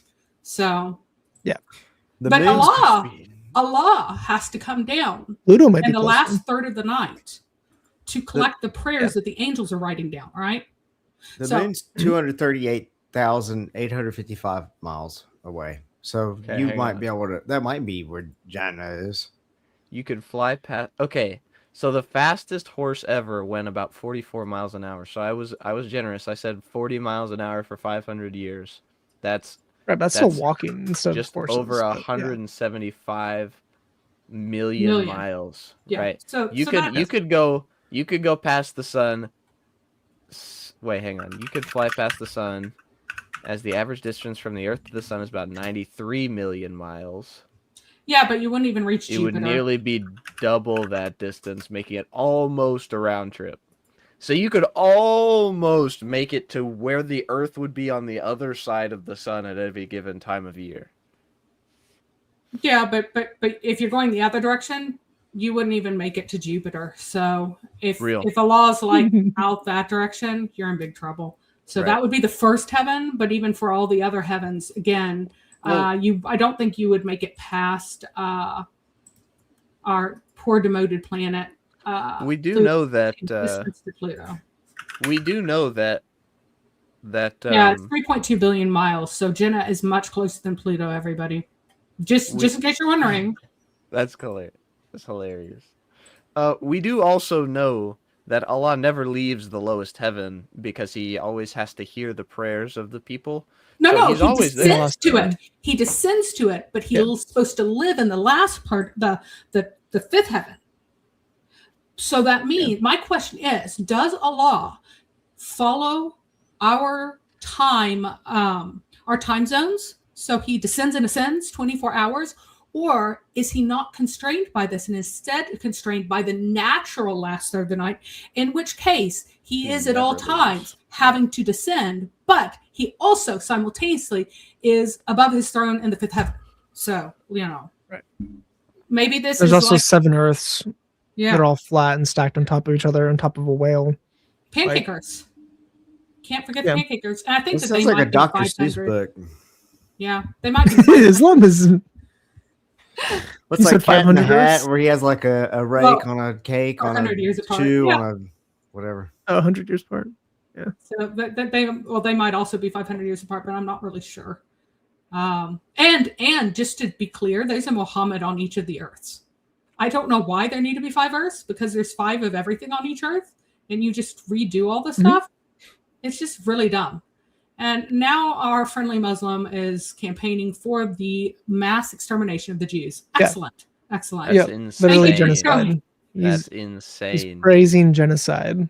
That's job. insane. You are in favor of genocide. Yep. But we're the ones that are hateful. Cool. Well, he told me that that Christians and Muslims live in total peace in Lebanon. And I'm like, no, they don't. And told him, I gave an example. He's like, oh, well, that was just Christians picking on the poor innocent Muslims. I'm like, so you knew you were lying about them living in happy peace? So When did the UN say Israel is committing genocide? And you're also To be you're fair- using a slogan that means the death of Jews. yep. To be fair, the UN has openly said that jihadist terrorist organizations are committing, violent, horrific crimes. And we won't talk about that. Yeah, such as So- Hamas. So studies in religion says that Allah must be on Meccan time, but that would mean that only people who are lined up with Mecca would get their prayers gathered properly, because you're supposed to get extra special bonus points for praying in the last third of the night. Yeah. because Allah is coming to gather your prayers. Mhm. So,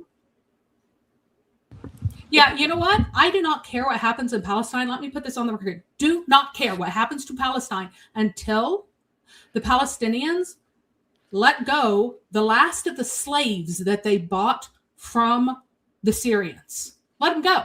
Get rid of your rape slaves.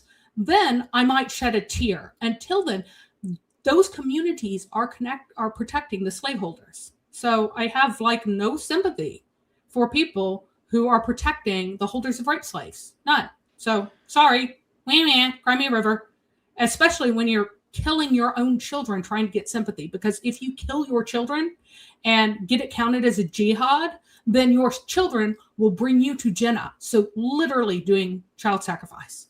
So literally doing child sacrifice. Yeah, I don't know. So Bean brought up this comment earlier I wanted to talk about. So I don't understand why we need books written with our deeds before we were born and then have two angels to record our deeds while we live. Just Well, in the bloated Talmud, those are bureaucracy. two different rabbinic opinions. So like Rabbi Elazar came up with one of them and Rabbi Yohanan came up with the other one. So there's just two rabbis that came up with this stuff and then he added both. Or Muslims added both. The two and then they'd angels are just contradict. like, I freaking hate this job, man. Well, here's the thing. I have a question for you guys. So Can redundant. angels be present if you have a dog in the house? No, No. right? So if I want to say murder a whole bunch of people and I don't want it to count against me, so I don't want it recorded in my book of deeds, all I have to do is bring a dog Just with keep me. a dog And with I'm you. just Got a good. lawyer There you over go. I here. am good. Now, That's also, a loophole. can angels see naked women? Guess No. what? Like Jen can, because Jen No, has because sex with- Khadijah, yeah, Khadijah, she uncovered herself and then Jibril turned away. He went away So because he didn't want to look at Again. his nakedness yeah, or her nakedness. if you want to do Yeah. something horrible to a woman, all you have to do is get her naked first, and the angels can't do anything. And if you, as a woman, true. want to do something terrible, you just strip naked, and then you just start going at people with a knife, and Allah can't do anything about it because He's dependent on those stupid Your angel recording angels, and they really suck at their jobs. Yep. And if you're a dude and you It's true. don't have a woman handy, you can just get like a poodle or maybe a couple of small dogs and duct tape them to your body, and then you can just go wherever you want. Yeah. And then, Yeah, and and then- then another question: there are gen just teeming in all of your toilets and bathrooms. In fact, it has been strongly recommended that you not pour boiling water down the drains because you will scald the jinn, because they're toilet jinn, right? So they live in your plumbing system and your sink is connected to your toilet. If you pour boiling water down your sink, it is the correct Islamic opinion of Islamic scholars who are very knowledgeable and these very intelligent and logical things, that if you pour boiling water into your sink, you will burn the jinn. Wait, aren't You jinn will bad burn guys though? No, some of them Not watch the always. wizard. Toilet jinns are some good are. guys then. Well, some Jinn are just humans that are Wait, spirit so beings. boiling water's a problem, but flushing crap on them all day is not a problem? Well, they like crap. yeah, They they like like the crap. They don't like the boiling water. They Yeah. only like crap when Boiling it's in the crap. latrine. If you get crap on their food, they're very upset. So if you need to wipe your butt outside, very- It's a very specific fetish. Yeah. if you need to wipe your butt outside, you cannot use dried poo, because it's dirty, and you cannot use bones because it's the food of the jinn. And so the jinns that live in your latrine are really offended if you get poo on their bones that they eat, because they want to eat nice clean food and then go live in your latrine. So Mhm. but Raise your anyway, hand if you would can- never wipe your butt with a bone. so definitely have never done that. Yeah. So can angels see you if you're in the latrine? No, they can't see you if you're in the bathroom. So Allah Right. also cannot record anything. So if any man who kills his wife in the bathroom, drowns her in the tub or whatever, he's out scot-free. Those angels couldn't get in there and record him because he's in that toilet with the jinn. Apparently jinn really scare angels, because the places that they are, angels seem to have a hard time being, because angels also will ride your penis and have sex with your wife instead of you if you don't say the right Well, jinn will, incantation not before them. angels. Yeah, jinn will. So I'm Jinn- saying, so jinn jinn will. will obviously Yep. see naked women, or else they couldn't ride men's penises to have sex with women. So it seems like Right. jinn wherever jinn are, angels just aren't able to be because they're weak and pathetic. You know, Allah's angels just really suck. And any place a jinn is, the angel's like, oh, can't go there. So, you know, if you want to do sins, that would really help you out. You have all these strategies to get away with it. Okay, So- Mary, I gotta ask your pardon, but I gotta hear this from Chris. So we have a tradition on this stream where, when it's relevant, weird stories pop up, and I would like to ask Chris, what is the weirdest thing you've ever wiped your butt with after a poop? Oh nah. Ooh, I have some good ones. But before the poop story, almost everything Mary just said is from the Talmud and from random rabbinic opinions. So like even all that, but it's not about jinn, it's about shaitans. So they use the word shaitan instead, but it's exactly the same. If you go read, me and Chase actually did a 5-hour stream on that exact topic. Yep. With the first stream I ever did with him. We talked about demonology and Judaism and how it relates to Islam. And it's, However, I near identical. don't think that jinn or that devils, satans, and stuff in the very folklorish, outlandish Talmudic sources that they do things like play with your butthole and make you think you farted. And I don't think that I they don't pee think in so. your ears, and I don't think that they live in No, your nose. yeah. And they Right. also That's don't all run is- away that's farting. Muhammad superstition. So Right. Well, they do run away whenever you do the blast of the trumpet because it confuses them. I think he just added the farting. right, to right. it. That he wants Yeah. to. The rest make- of it's Jewish, just the Yes. farting's new. because he really likes butt stuff. He really does. I wonder why. Maybe because the zut ingrained it inside of him. But So of now the we, things, oh, by the way, now we have a Muslim saying that the child killing is not allowed like it is in the Bible. No, not only is child killing allowed, slaughter. The only reason Muhammad wants to keep the children The of little infidels girls alive and is to boys. sell them. That's it. To sell Or them or use have sex them, with them or yeah. both, right? Because they're worth money. But if you happen to slaughter Right. them all, he's fine with that. He has no problem with that. It's just like, well, is it really wise if you could sell them? But when it comes to killing your own children, that is absolutely ingrained in Islam. Because if There's your this- children, if you send your children out to die through jihad, they don't have to kill anybody. They don't have to do anything that's worth anything. They just have to die in something that's considered jihad-like. They will bring you to heaven no matter what you do. So all you have to do is you have to throw your child into a child army, hope he dies, and then boom, ticket to heaven for you, because it's a child sacrifice religion. It's not called So the there- infantry for nothing. Anyways, continue. there's a really interesting story of Muhammad because one of the tribes that he Well, slaughtered, first, one of the last tribes no, of the you Jews. can't escape. Sorry, no, you need to tell me about the weirdest thing you've ever wiped your butt with after a poop. Ha! Maybe a water bottle or a stick.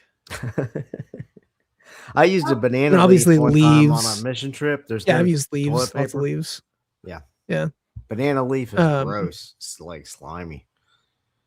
I've done Better it than with, a bone, dirt on though. My hand I'd rather use. You used your hand?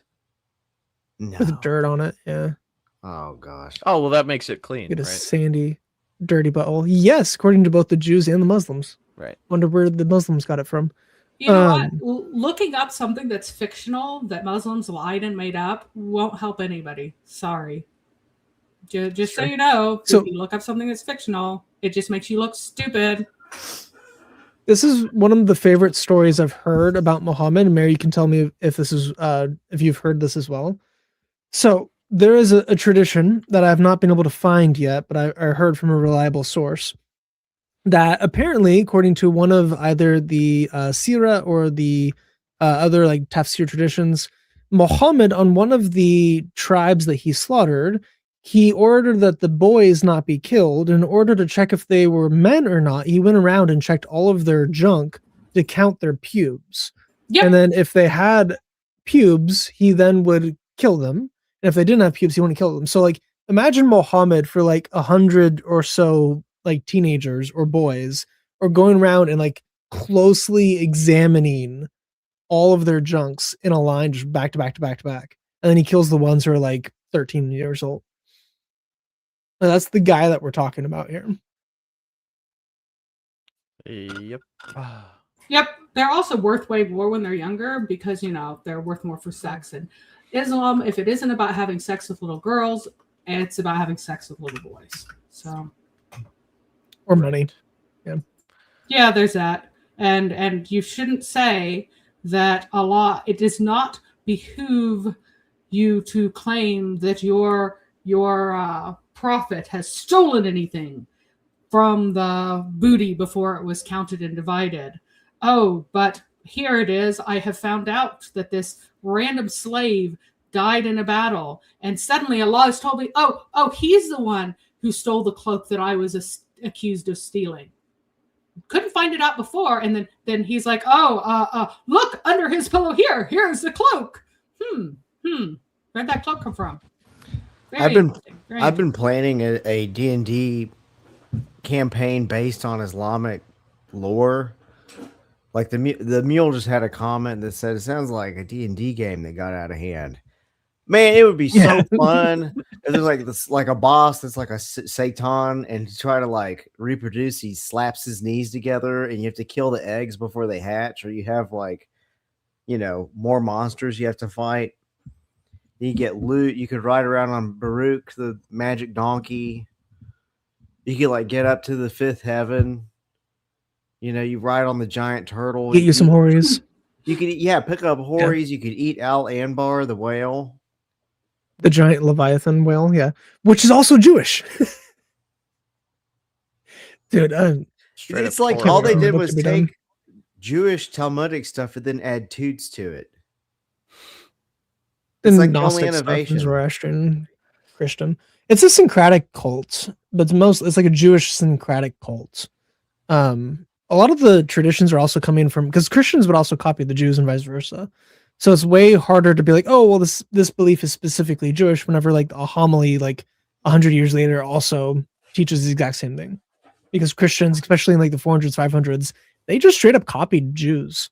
And Jews copied Christians.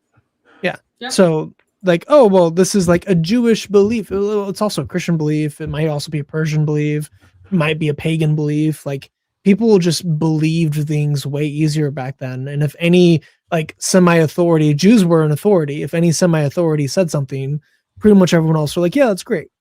So the church was not immune to that by any stretch of the imagination. We need our own Christian Al Anbar. That's kind of the problem, Gen Z. Can we just put this guy in timeout for the night? He won't stay on topic. He just wants to lie. So. Yeah, put him in timeout for 5 minutes. Then he waited the whole 5 minutes, then came back. So yeah, unfortunately. Let's do 30 minutes. There you go. And actually, quite a lot more than Egypt, than 10% is Christian. They just cook the books because otherwise they would be required to give them a seat in parliament. And so they magically can never count higher than 10%. Even though, the Muslims are all doing this hookup culture Urfa thing there. So they're not actually having that many kids anymore. And their population is, thank goodness, finally collapsing. Yeah, which is funny. Which is happening all over Islam. Yeah. That's absolutely sick. Which was funny. Is crashing in Islam. Because, correct me if I'm wrong, but there are actually multiple Arab parties in the Jewish government at the moment. Yeah, there are. So it's like, hang on. You guys cannot stand to allow a Christian to be present in your house of legislation, but the Jews whole can't seem to keep them out. Yeah, this whole voting thing is just very silly. This for any kind of Islamic group, they should just give all the power and the weapons to the Arab tribal leaders and tell them to take care of Hamas, and it would no longer be a problem. Now, there would be an actual, like, mass murder, indiscriminate taking place. Right. But that is a price I am willing to pay for peace. Muslims cannot work under a system where they vote. They're not mentally capable of dealing with it. That was one of my favorite. So there was a special ops guy who was telling a story of two Muslims with a donkey. And they were taking turns, and the dude was like, one dude had the donkey's head in a chokehold, while the other guy, it was a male donkey too. It wasn't a female donkey. So they were doing it with the butt. And by the end of it, he made the statement of like, we're not, because this was in Iraq. So he's like, we're not going to teach these people how to vote. They're not going to learn democracy. Like, what are we doing here? Yeah. I mean, that's exactly it. That's exactly it. One of the things, since he wants to talk about Egypt, let me talk to him about Jews and Christians in Egypt. One of the things that Jews were expected to accommodate under Islamic rule in Egypt in historical times is that whenever a Muslim wanted to take his little butt boy to a place to have sex with him, he would go to a Jewish house, have sex with him in the Jewish house, because, just having sex with boys is just rampant in all places where Islam goes.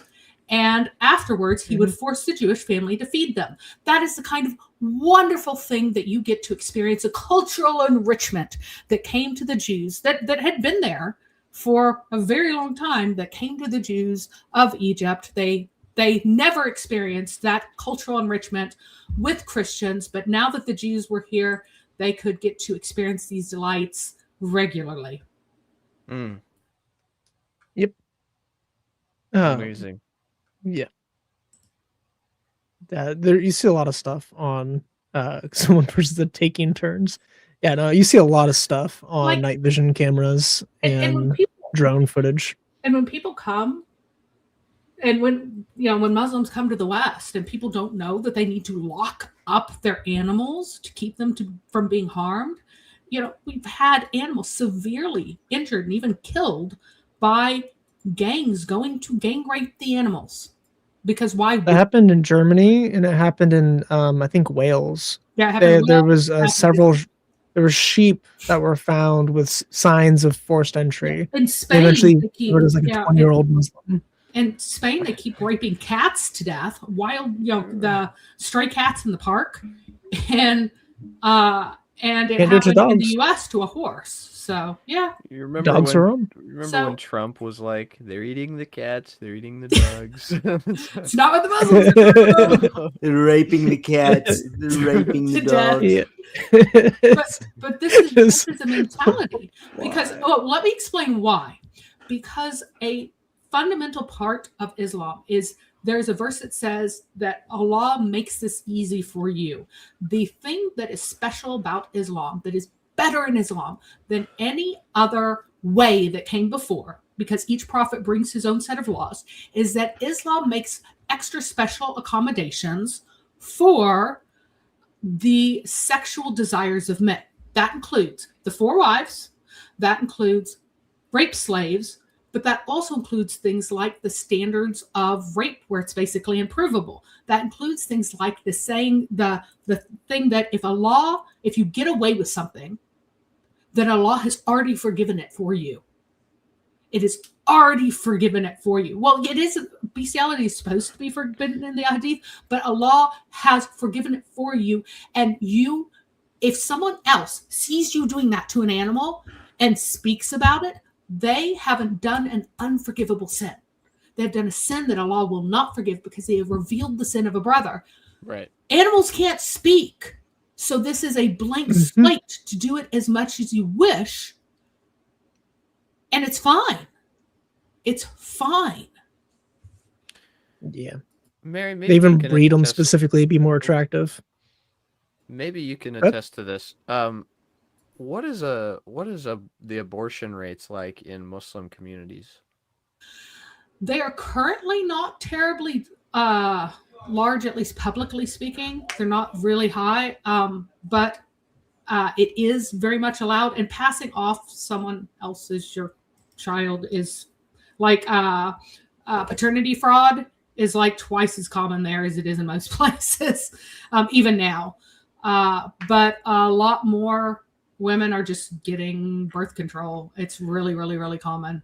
Well, the reason I ask is, number one, you wouldn't expect it because that's how they plan on taking over the world, is through birth rate. But like, number two, I guess this is my Western mind, but like abortion is used by offenders and such to hide their crime. So like, many rapists go uncaught because they're supposed, their people have abortions. No, but that's the thing. Yeah, in Islam, it doesn't really matter anyways. Yeah. So if they can't testify against it. You can, if you have a video cameras are not Sharia compliant. What you must have are 4 adult male witnesses witnessing the stylus going into the ink pot. So they have to see the 2 parts meeting, and there must be 4 adult male witnesses, which is basically never, unless you are in a gang rape and 4 of you decide to tell on yourselves. Why would that happen? Now, if for women, keep in mind that women can be pregnant for years under Islamic law. So if your husband has been gone for 3 years and you get pregnant in the last one, you give birth, you can still say that's your husband's child. And under Islamic law, like, there are differences depending on which madhab you're in, but most Sharia councils, typically, if you have, someone who is an Islamic jurist, he'll go with the most lenient one and go, yep, that child's legitimate, because it's just such a mess if they're not. So they just legitimate all the kids. So yeah, the rape victims are not. The fiqh is 6 months to 4 years is the duration of pregnancy, according to most schools of Sharia law. But even then, the 4 years is not necessarily a hard limit, and sometimes they'll stretch it out because of other things. Like, yeah, usually 4 years is the limit, but in some cases 6, 8, so they'll even stretch it out sometimes to even more than that. But yeah, the rape victims are not believed in the Islamic world. They cannot be, because all they have done is they have confessed that they themselves have committed zina. They're saying, I have committed unauthorized sex. I am guilty. And also, like, Allah did not choose to make this revealed. He chose to hide it by not giving you the 4 witnesses. So who are you to complain about it? When girls are raped by their own fathers, they will be advised by imams to wear more concealing clothing at home.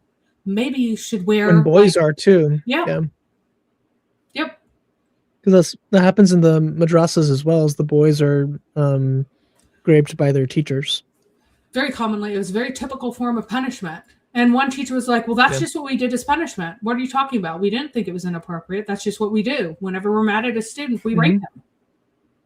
They sodomize boys in schools in Islam, especially in Pakistan. Happens almost to all of the boys.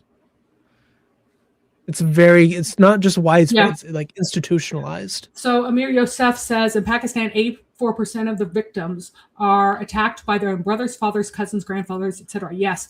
And more than like full penile rape, there is this idea in Islam that if you digitally rape a little girl, like a toddler, that you're not really doing anything. It's all right. You can do it. So the number of girls who are assaulted by their brothers, by their fathers, by their uncles, by their grandfathers, in terms of digital rape is unspeakable. Unspeakable. Same with thine. Thine is extremely common too with them. So so we're all on the same page. Whenever you included that word cousins there, 84% of Pakistan is cousins. That's marriage. But that's the cousins they are married to. That's other people. Right. And he says that I can testify that this does happen because I'm a Pakistani background. Happened to a girl from my dad's side of the family. Her own father did it to her. And she's the one who spoke out. The number of girls who don't speak or who tell their mother and their mother tells them, shut up. Shut up. Yeah, I have a testimony on my channel. I have a testimony on my channel of a Muslim that actually gave his life to Christ on the stream, which is really cool. So it was a testimony of like why he left Islam and all that. And he went through his own abuse that he endured as a boy from his mom and his family, and then also from his teachers of the madrasa. So it's extremely common. Yeah, and I'm Carol says that the fetus is not considered a person until a few months in. Yeah, it's 120 days. You have no soul, and so it's no biggie until then. Yeah. 120 days. You don't have a soul, so there's no biggie. But the thing is, sorry, go ahead. Oh, because women who are married get so much value in themselves historically from just birthing children. Like if you go back to, oh gosh, what's her name? Lady Mary Wortley Montagu. She's talking about being in the Turkish court and how the women there were just desperate to just pop out baby after baby after baby, and they didn't care how unhealthy they were and how sickly they were when they popped them out. Like they're having the babies too close together. The babies are really sickly. Right. Tons of them die. And it's like they do not care, because all they care about is the number that comes out of them. So if you are married, it doesn't really matter where the baby actually came from. That would gain you status in the traditional view. If you are unmarried, you would want to seek an abortion. That's the way it typically happens. So they had the same view as the Mormons, where the souls are pre-existent and they come into the body at a certain period of time. yep, which is As long as you why- kill the infant before that time, it's not murder. that's So why they were early like two of the most Mormons, prolific abortion abortionists. Yeah. groups in history. Yeah, Mormons during are? Joseph Smith's days, constantly aborting Yeah. children. Well, I know that Yeah. because I Not mean, today, I'm because I'm they don't tell them that anymore. yeah, I was gonna and say it's I'm very much embarrassing. aware of his shenanigans. I Yeah. did not know that that persisted, because I mean, if you For a think while. about it, what's one way to solve the issue of having to provide for a bunch of kids for your 8 wives is just get rid of them. Yep. All the kids. But that's insane. I forgot what I was even going to say earlier. But It's almost like it's a satanic or something. Yeah, I know, right? It's Christian Gadfly. Also, I love that you change your user to clapping knees, laying eggs with these. the funniest comment on that hadith at the end is, "That is a wedding that I know not of." Oh yeah, it's pretty good. Dude, that whole passage in Qurtubi is so funny. Yeah, and then I love again, it. yeah, Amir Yosef says, in all Islamic schools of thought, there's no fixed age of consent. The Muslim schools of jurisprudence unanimously allow marriage of young girls, even if they're still babies in the cradle. Yes, even you can marry a girl before you have Pale. cut the umbilical cord. That is a standing statement. And then whenever you decide that she's chubby enough to bear the weight of a man, then you can have intercourse with her. Yep, Mhm. absolutely. And that is the yeah, normative Fath position. al-Bari is crazy. But you can do other things to her before that point. So you can do thine, you can do digital stuff, you can, Yep. whatever. And that They doesn't mess don't. her It's up, not like they no. wait. They Yeah. do stuff with infants, guys. Yep. They use infants to pleasure themselves. Yep. And the cucumbers thing is an obvious fiction about Aisha, because she had, like, you can't get fatty in cucumbers, but that comes from ancient ideas of the 4 humors. A cold, wet thing makes you fat. Cucumbers are cold and wet, so they will promote fatness because of the 4 humors. That was just kind of crammed in there to add that context that did not. Aisha said she was very, very thin, by the way. Aisha's own testimony was that she was very thin. That was an adulteration of that particular hadith chain to add that part to have something from which you can say, hey, guys, there's an age at which you shouldn't do things if they're not big enough. That was absolutely shoved in there because Aisha said she was super thin even at the age of 14. So. Yeah. So for the people who are like, oh, well, why are you focusing on Islam so much? It's like, my guys, what I have seen and know and experienced through all of the Desert Storm, Desert Shield, I grew up on base. I grew up in the culture of fighting against Muslims. And then I'm also learning all these things about the sources and the things that people are actually experiencing in these countries. Like Pakistan is probably the worst country in history. Not just today, in history. I can't imagine a world maybe North Korea.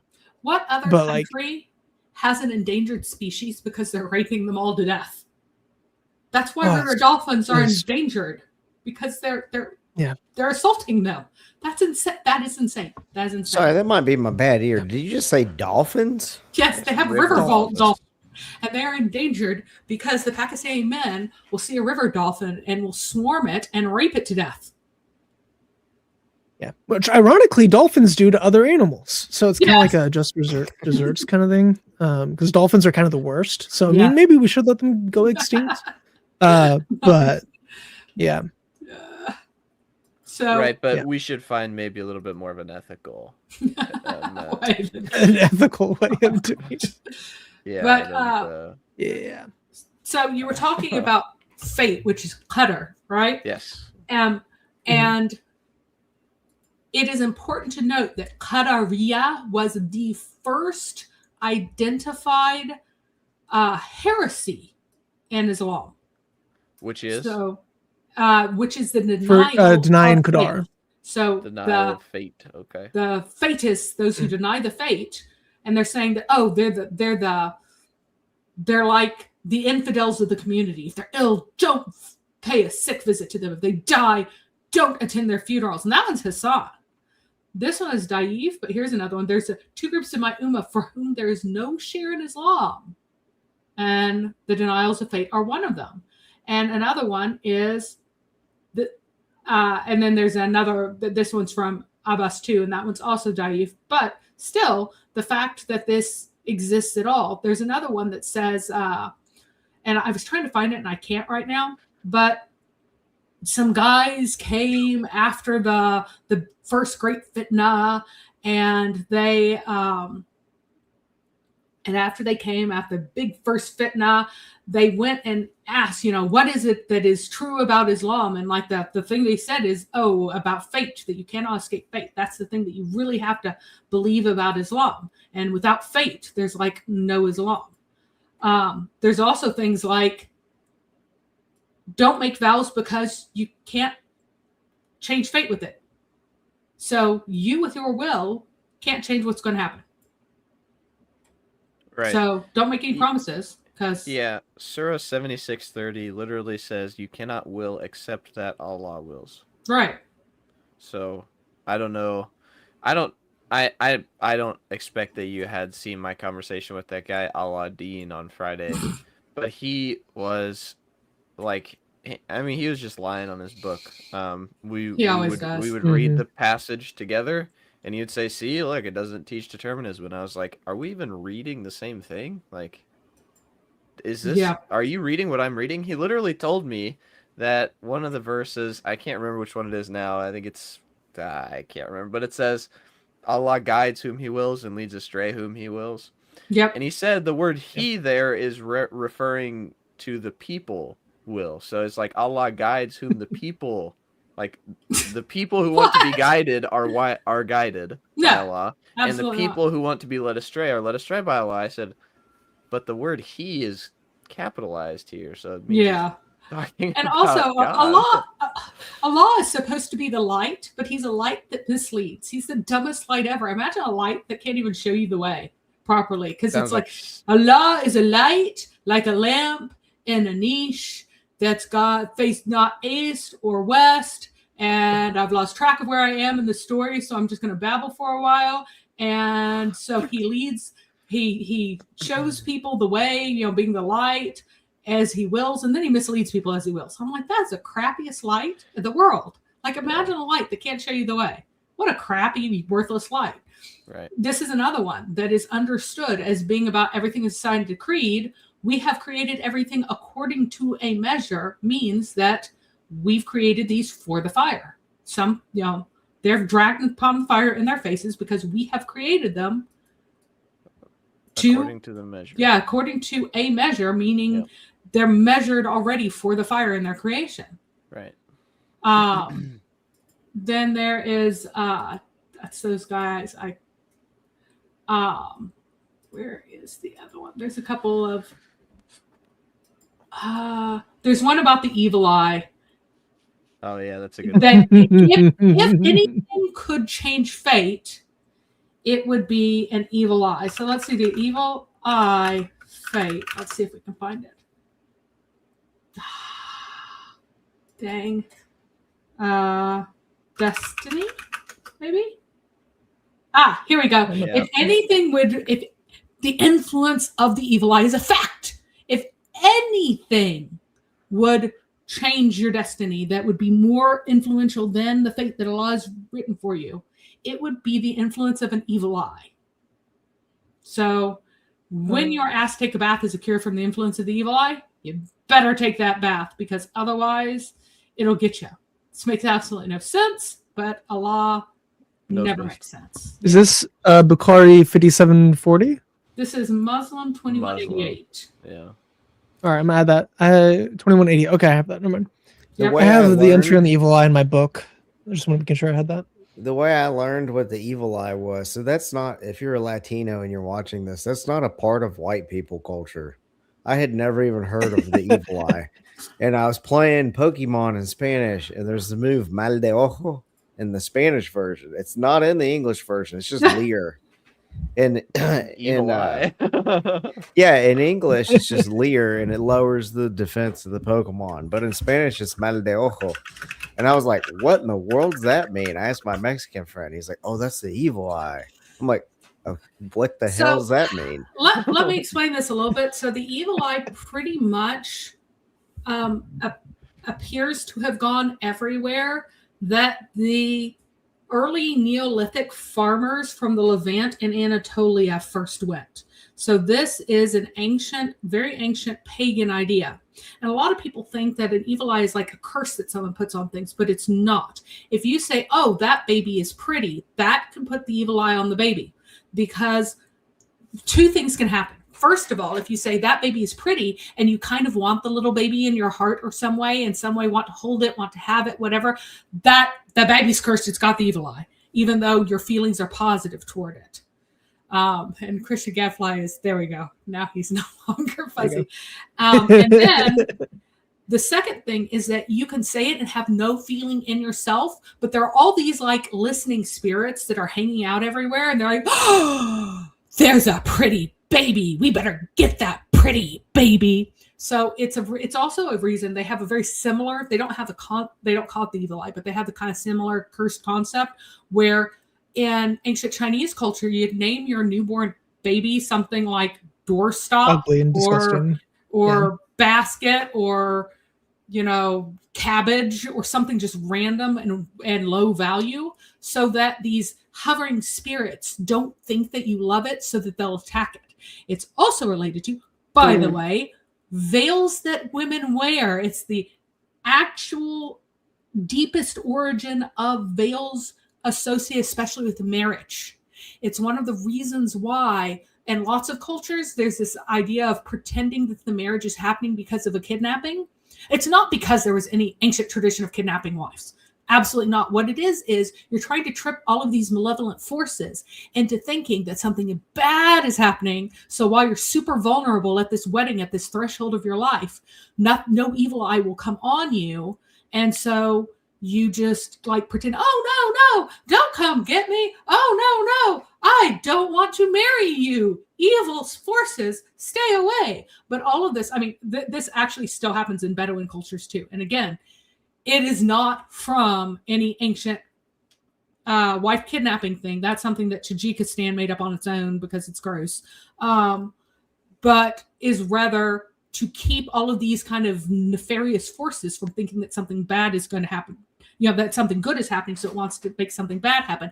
And the veil is to hide away the bride from these malevolent forces that just might be hanging around trying to get her on her really special day. So even in cultures where women really don't wear even covering headdresses of any sort, a lot of times there'll be a veil on the wedding day. There's a veil that covers the face on the wedding day itself, even in Chinese culture, for instance. It's in a bunch of places, but that's the idea. You're hiding from these malevolent forces. And that turned into the Mediterranean veil as a mark of a married woman, because she needs to be under a bit more protection in case because she's going to be pregnant, she's going to be vulnerable, and all of that. And then Muslims got really weird with it, because of course they did. The rabbinics got pretty weird with it, and then the Muslims just picked it up from there and went even further with it. Oh, even the Jews, if you see the blue hand with the eye in the middle, that's the evil eye, and it's supposed to be like a totem that protects you from it. Yep. A lot of Asia also has it, like not just China, but also in like Japan, like Hokkaido. They would name their kids like vomit and barf and poop and like just really like nasty. Like the nastier the better. And so they're like 10 years old and they would name them a real name. But imagine for like the first 10 years of your life, you're just called barf all the time. And your parents need to not compliment you, because if they do, the evil eye will get you. No one should say that you're pretty. No one should pay too much attention to you, because the evil eye is always lurking. Or in that case, they didn't call it the evil eye, but it's the same kind of concept that these malevolent forces are coming to snatch away your children. So families frequently fake illnesses or stage emergencies to ward off the evil eye, thinking it'll confuse jinns into thinking that something bad is already happening. Yeah, absolutely. And this is totally pagan. This is 1000% pagan. And Islam's just like, yep, stamp. What the paganism? More paganism. We don't have enough paganism. So did the Jews. The dark Yeah. side. The Jews got super pagan after rejecting Christ. Muslims love to point out there's this Greek phrase that Jesus says, and I think in Luke, but Jesus says this phrase, speaking of, might have been Judas or the Pharisees, but he was talking about like giving to the poor, and the phrase was, "Why do you think my eye is bad because my eye is good," or something like that? He used the phrase "evil eye" word for word in the Greek, but he's using it as an idiom from Proverbs, where in Proverbs it just talks about being a stingy person, like you just don't want to give money away. And then it developed radically into rabbinic and then Islam and everything else, where it has all these supernatural components to it of like being horny or jealous or envious or whatever else. And I gave a presentation on the Talmudic dilemma with Chris from Speaker's Corner last week, and I was talking about the evil eye, and I was like, yeah, if you like lust after a person, or if you get envious or you get angry at a person, you could do that. And I guess I stared at Chris. He's like, which one of the versions were you doing to me? I was like, yes. He's like, yeah. I mean, okay. even if you like really admire a person, that can be evil eye.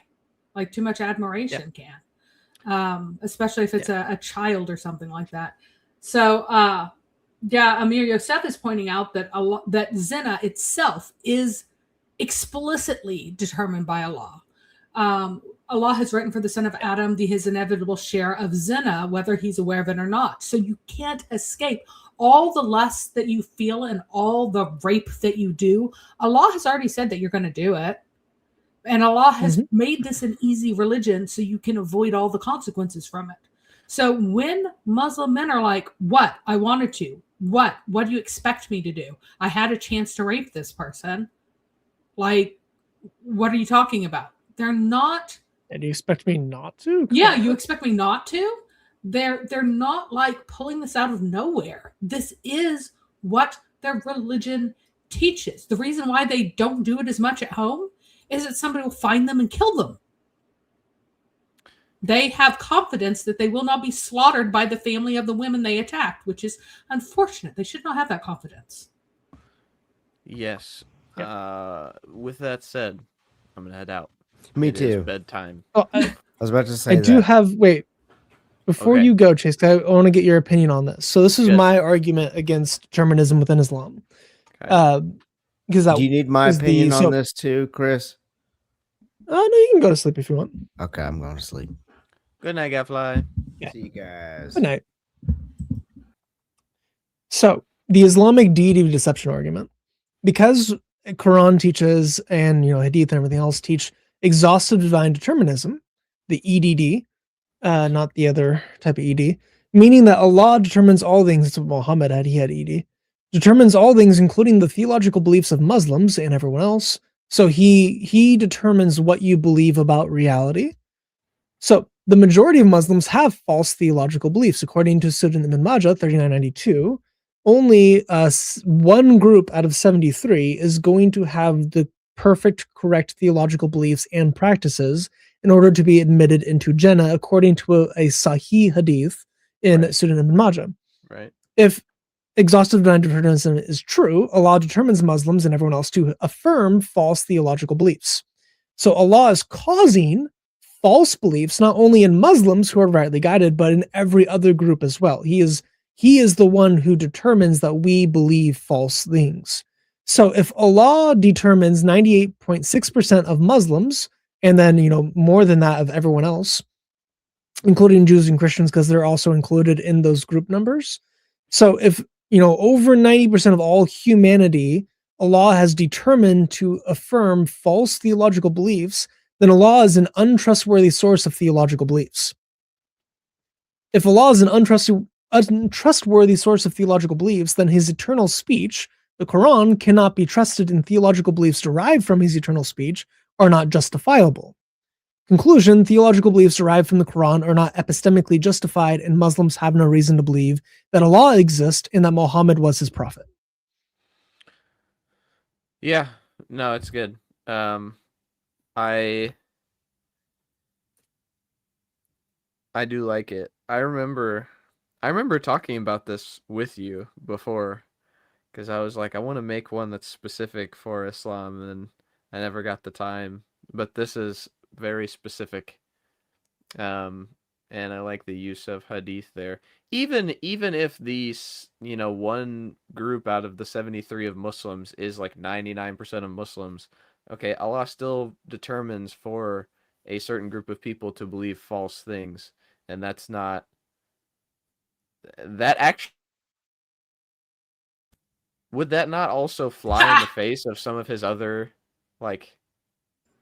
Well, it's also that Allah cannot hold you responsible for that which he has determined. Like anything that he's determined, you're not even responsible for. Well, yet Allah sends you right. to hell, and that's even another one. Like, it's so good. Mm-hmm.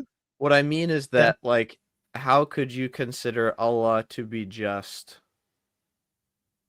and also determine sufficiently for people to believe wrong things and then punish them for it, So, like, yep, yeah, it also flies in the face of those. But I like it. I think it's good. I like. I really do like the rationality argument, just because I think it collapses everything very quickly. You can't even, like, there's nothing to talk about if determinism is true. I just need the determinists to understand this. There's no point in arguing if determinism is true. There's no point in you saying anything to me if determinism is true. There's no point in anything if determinism is true, right? Yep. You just kind of stand there. I just want to stand there and kick someone's shins until they admit that I'm able to stop whenever I want. Right. Like,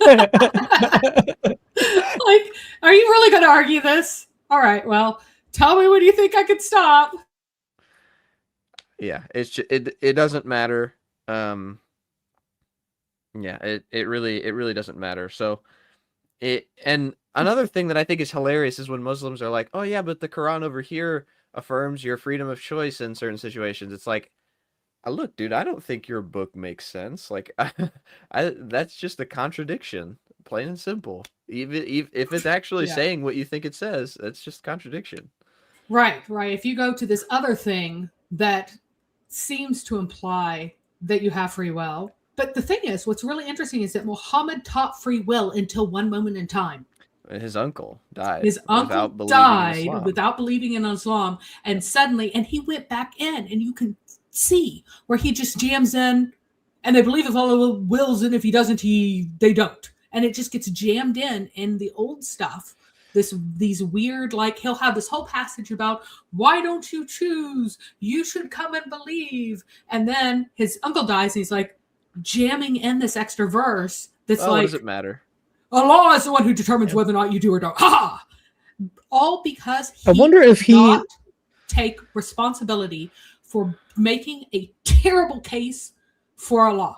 He could not admit that he did a crap job of convincing his favorite uncle, who was his pederast caretaker, and could not admit to himself that he could not present a decent case to this man to follow him.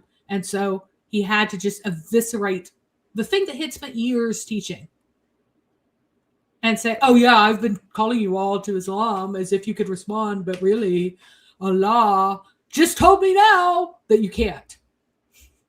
Like, the heck? Yeah. Ace, did you just type as me? I did. I don't know how I did that though. Interesting. Weird. Oh, because you're my admin. I am an admin, but So whatever I you- typed earlier. Well, I thought I typed before and it didn't do that. No, I've never typed. I Go take try that it back. again. I've never Try again. commented. I've never commented. Go ahead and try it again. Say, haha, I'm a silly boy. Or something stupid. Make me look stupid. Oh, Calvin that Batten. works All right, too. yeah. That's weird. Interesting. Neat. That's a good thing to know. That means I can am also type not as a- Ash on his streams. I It's am so not much a fun. I'm gonna- semi-open theist. That's I'm Chris is going an to actual. troll. Okay. I'm going to troll Ash Mays so hard. I am going to play with that so bad. It's going to be so much fun. This I'm very excited for the next stream I do with him. No, yeah. No, I still believe in closed theism. Like, I still believe that the Lord knows the future. I just, I think it's very, very goofy to claim that God has no power over things if he doesn't make them happen.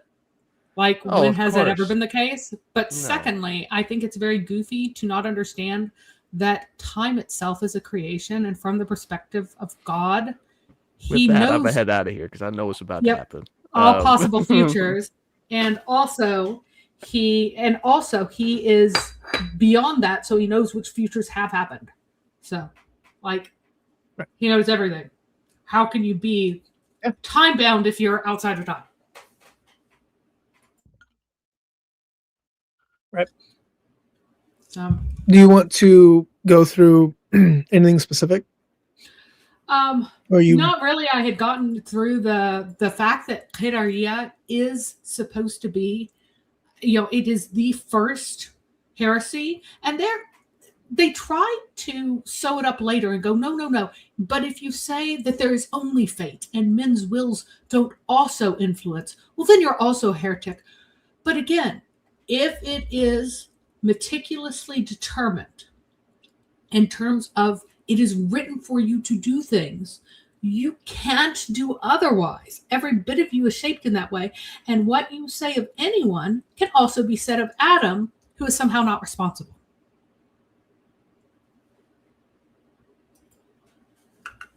Man, it's. Do you think there's any like da'is or like any sheikhs who actually study Islam to this extent and are still truly Muslim, like truly believe it's true? I think the way that you get honor and respect in Islam is knowing that you shouldn't pour hot water down a drain because it will burn the butts of jinn. It is not by deeply thinking about anything. It's about all of these minute rules. So it's about all of these, haha, I know this extra thing. Haha, I can apply this in this way. They are Right. absolutely discouraged from any kind of critical thought whatsoever. Because the fact is, once you read Muhammad's sources and what he said, he thought Allah was a big dude stomping around up in a place.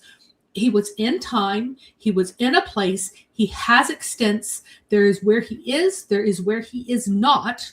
Like we talk about, God is everywhere, but we don't As a mean womb? that his substance is like in a place, because he is not bound in his transcendence is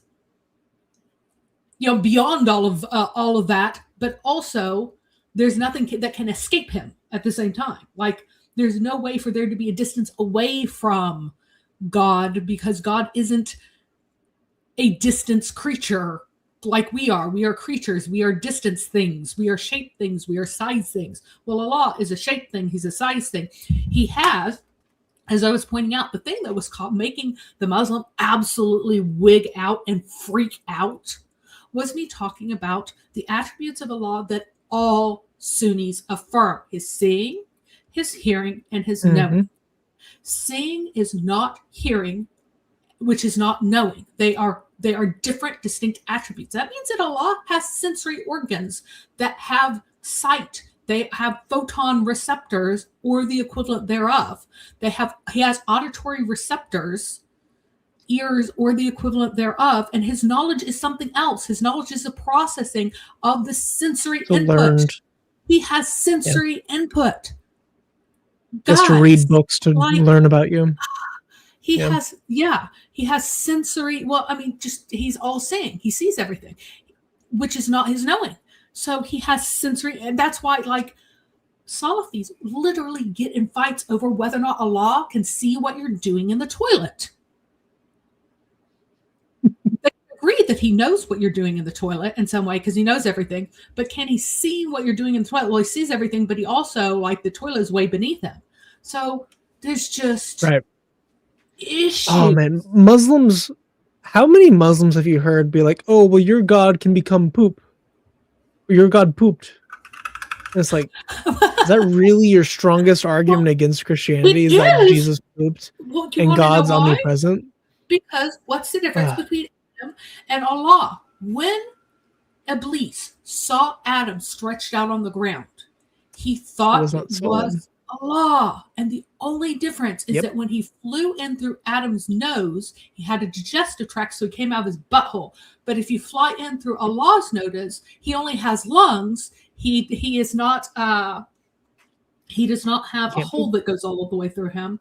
So what's the topology? So in the mathematics of topology, Allah has no hole because he has no surface that hole that penetrates all the way through, whereas Adam does. And that's how he can tell the difference between Adam and Allah. So whenever they go, he poops, it's going back to that. They don't even know why.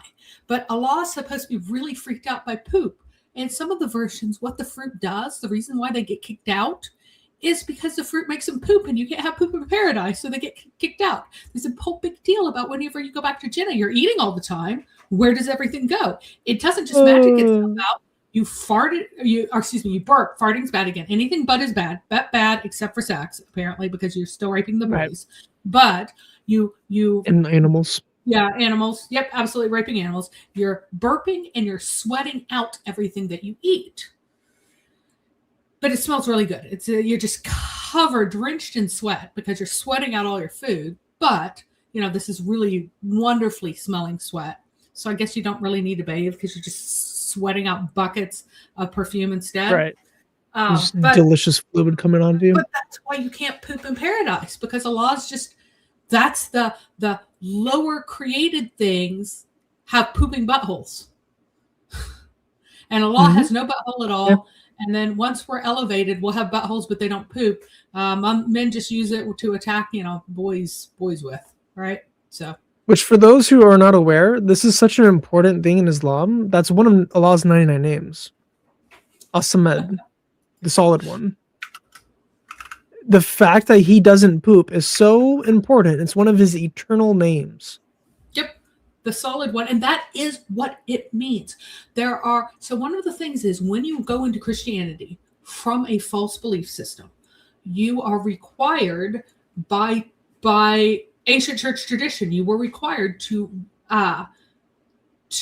forswear beliefs that you had held before. And the statements for Muslims, including forswearing the belief that Allah is this solid, impenetrable mass, that God is an impenetrable mass. Like they coined a word for it, the constipated one. He is eternally constipated, but you have to be baptized. This was not like some sort of low-grade polemic, just a wild attack. No, this is from talking to, reading Islamic sources, having serious conversations, the most intelligent scholars of Christianity, interviewing all the Muslims who were converting to Christianity and going, what statement do we need them to say so that they get rid of all their false beliefs? And one very important one is that you can't believe that he's like this hard, impenetrable mass, that he is this dense thing without any holes. But again, that would be something that's occupying space and has extent. Right. Allah has extent. He is in time. He is in a space. Yeah. He's in mist. He's above water. He hasn't created any of these things because he's a huge human being. And reason why that's exactly what that story tells, is because he couldn't tell the difference between Allah and Adam. Right. Well, what's Adam? Adam's a human, so Allah looks like a human. Yeah. So yeah, Allah looks just like a human. He's just really, really big. And that comes from, the Jewish stuff about the divine Adam is just everywhere in Islam. All this weird Gnostic-y stuff, whenever they rejected the two powers, two authorities, which was the actual pre-Christian Jewish belief was about the two powers in heaven. Whenever they went, oh crap, one of them's this Messiah, we don't want him. They're like, maybe Adam was divine. Maybe Adam is this other power somehow. And then they're like, wait, that totally doesn't work. But it was this Gnostic-y turn away from Christianity and what their very obvious Messiah in front of them into something that was insane. And of course, Islam unwaveringly picked up on the most insane thing and decided to make it crazier. Because it's not just he does that with a lot of things. A lot. Yeah. Yeah, man, dude. Islam is, no matter what you study in Islam, it just turns into problems. There's no aspect to their theology that makes sense the deeper you go into it. Yep. And they tried so hard to make it not stupid. And what they really end up with is don't think about it, don't think about it, don't think about it, don't think about it on one hand. And let's just pretend everything Muhammad said doesn't actually count on the other. And let's just adopt a cross between Gnosticism, like straight up the Ismaili system just took Arianism. It's just straight up Arianism. And they replaced Jesus with Muhammad in the Arianistic model. There's the Holy Spirit, there's Jesus, and there is God in an Arian Neoplatonic fusion. It is stark, but it doesn't at all match anything that Muhammad ever said. So either you just throw out 90% of Islam, or you're in the system where you don't think about it, but you really pay attention to whether or not you can wipe over Western socks or whether or not they actually have to be these leather historic socks to get away with not washing your feet. Yep. And if you pee on yourself, what that's going to do to you in the grave, and how to deal all with their nonsense. A little baby girl pees. What do you do? If a little baby boy pees, what do you do? And you become this master of just arcane and insane trivia that makes everyone just neurotic. Yeah. So it's like you're straining a gnat, but you swallowing a camel. Yep. Mm-hmm. And there's a Jewish friend I have. I have a Jewish friend who's anti-rabbinic. So he was a rabbinic Jew. He left to be a rabbinic Jew. Now he's Torah only.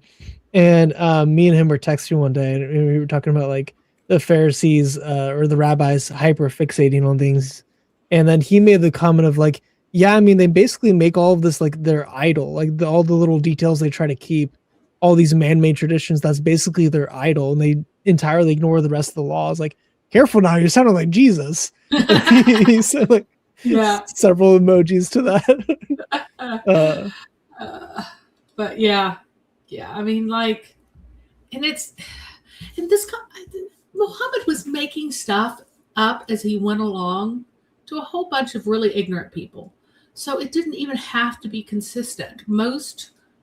Virtually all leaders of cults, what they teach, their theology isn't consistent. They change it according to what their mood is and what suits their audience. And Muhammad did too.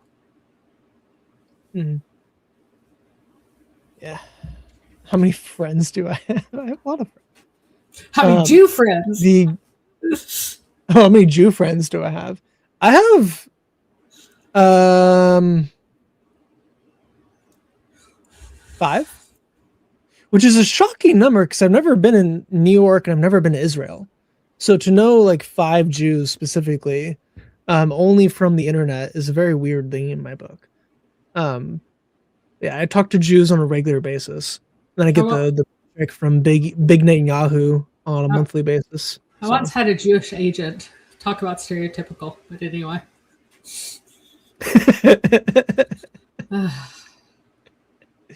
I know many more Jews than that, but those are my friends. Somebody asked me what got me down the wormhole of Islam, and it really was 9/11 because I was working on. I had a minor in religious studies,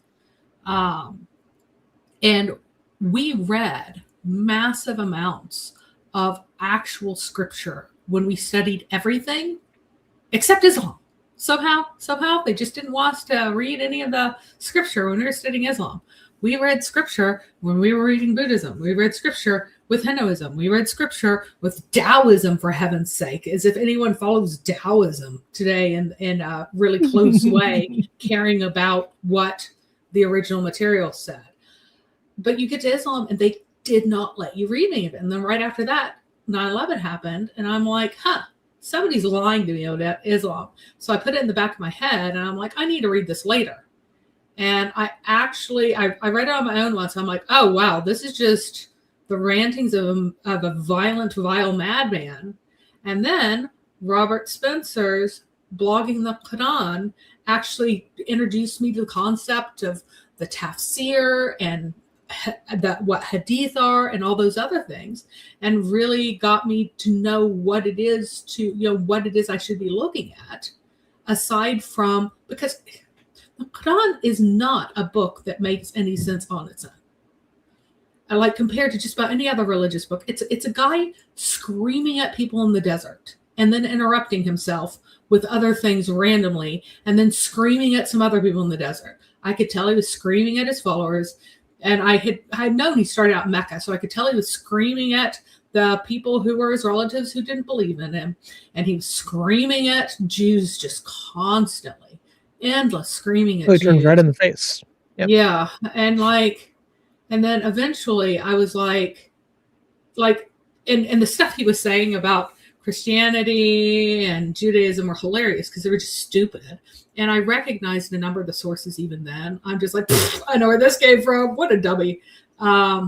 So, like, I just, it wasn't until I got a hold of how to find the other sources that I could really make sense of it, because it just was not enough. And yeah, I was massively, like, when people said, oh, that's culture or whatever, once I turned to the Quran, I'm like, yeah, that's not culture. That's a Quran for most of it. And then I went to the Hadith. I'm like, oh yeah, the rest of that's also not culture.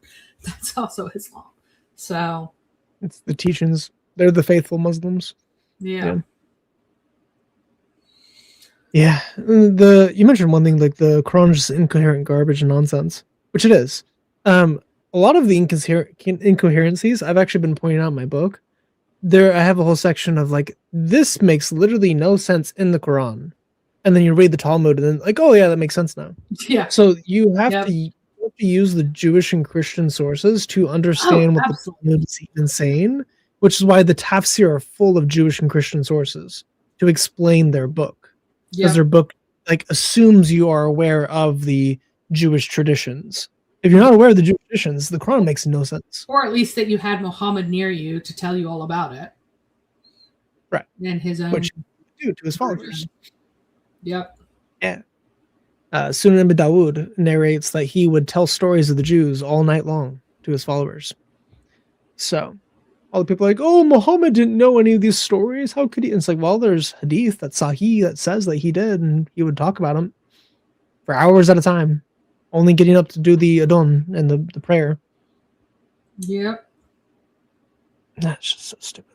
Actually, I do know Lloyd. I have his book, and he works a good bit with Usama Dakdok, who I also know. I've not been able to stream with Usama yet, but I've had personal conversations with him. I don't fully agree with all of Lloyd's conclusions, but I think that there's a lot of the stuff he's doing that has good merit. His book deconstructing a lot of the beliefs of Islam and some of the sources and origins are good. Yeah. He decided for some insane reason that like I was replacing him with Thaddeus, even though that's totally not what happened. It was completely unrelated. That I came on when Thaddeus used to stream with Blue Dot once every 6 weeks or maybe once a month. Oh, okay. And then I started streaming with him like once every 2 weeks or once every single week. But it wasn't a replacement at all. But he thought it was. But he says the thing is, Lloyd knows some sources well, but he says a lot of things that are completely without any actual merit. He doesn't understand languages, which is a big problem. So he thinks, for example, that anything that looks like the same kind of word in English is the same thing. Like he thinks that al-Makkah of Old South of Arabia is like related in some way to Mecca, and it is not. He will even get on some of the weirder tangents with words and stuff. So he just doesn't know language. He does not know language or how they work or which things are the same and if they're different or if there's any evidence for it. So to say like right Diaz now, for Makma is, it's like saying Makmadim is the same as Muhammad for Hebrew and Arabic. Like, oh well, they're both Semitic languages. No, well, it's not the They same. mean different things. Well, it's not even that they mean different things. They're completely different letters. They're completely different letters with totally unrelated meanings. They are not at all the same. They're not from the same root. He just doesn't know languages. He just thinks that they look similar enough. And like a Q is not a C/K, right? A Q is not a K. It's not.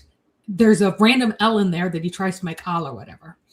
So there's that. And because he decided he hated me, he's kind of butting up to the J. Crew Muhammad mythicism thing just because I oppose them, which I don't know whether I'm still doing it. He really hates my guts, but he was like majorly butting up to them.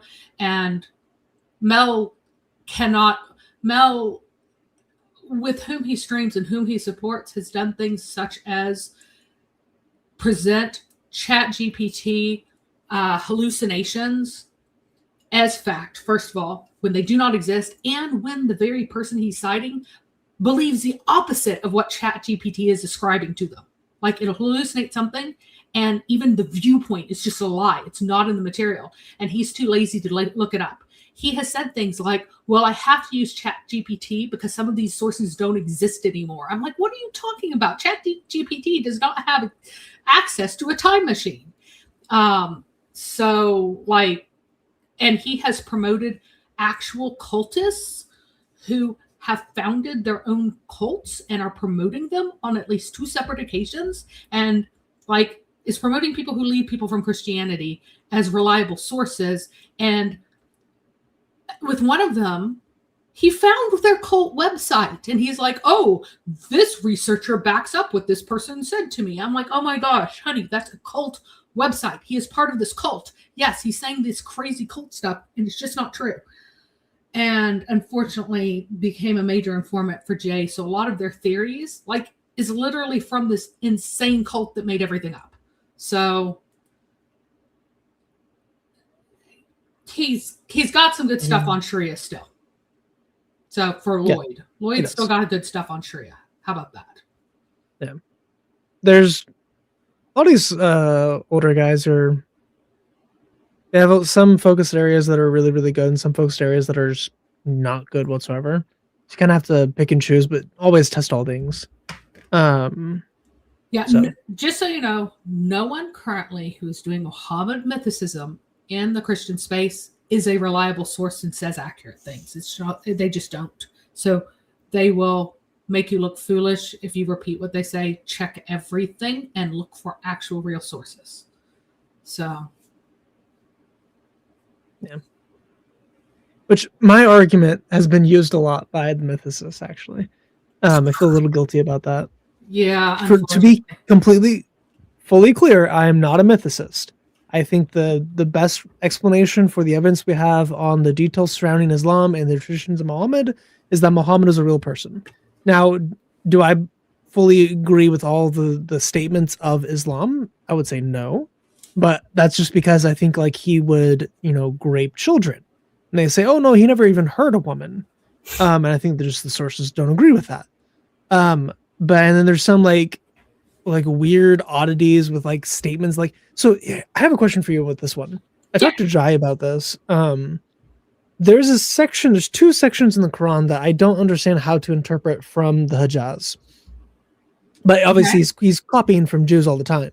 There's 2 sections. One which I think might be explainable by just saying land exists. But there's a phrase about like how go and you see these two seas that have pearls in it, you can fish in it, and you can ride boats in it.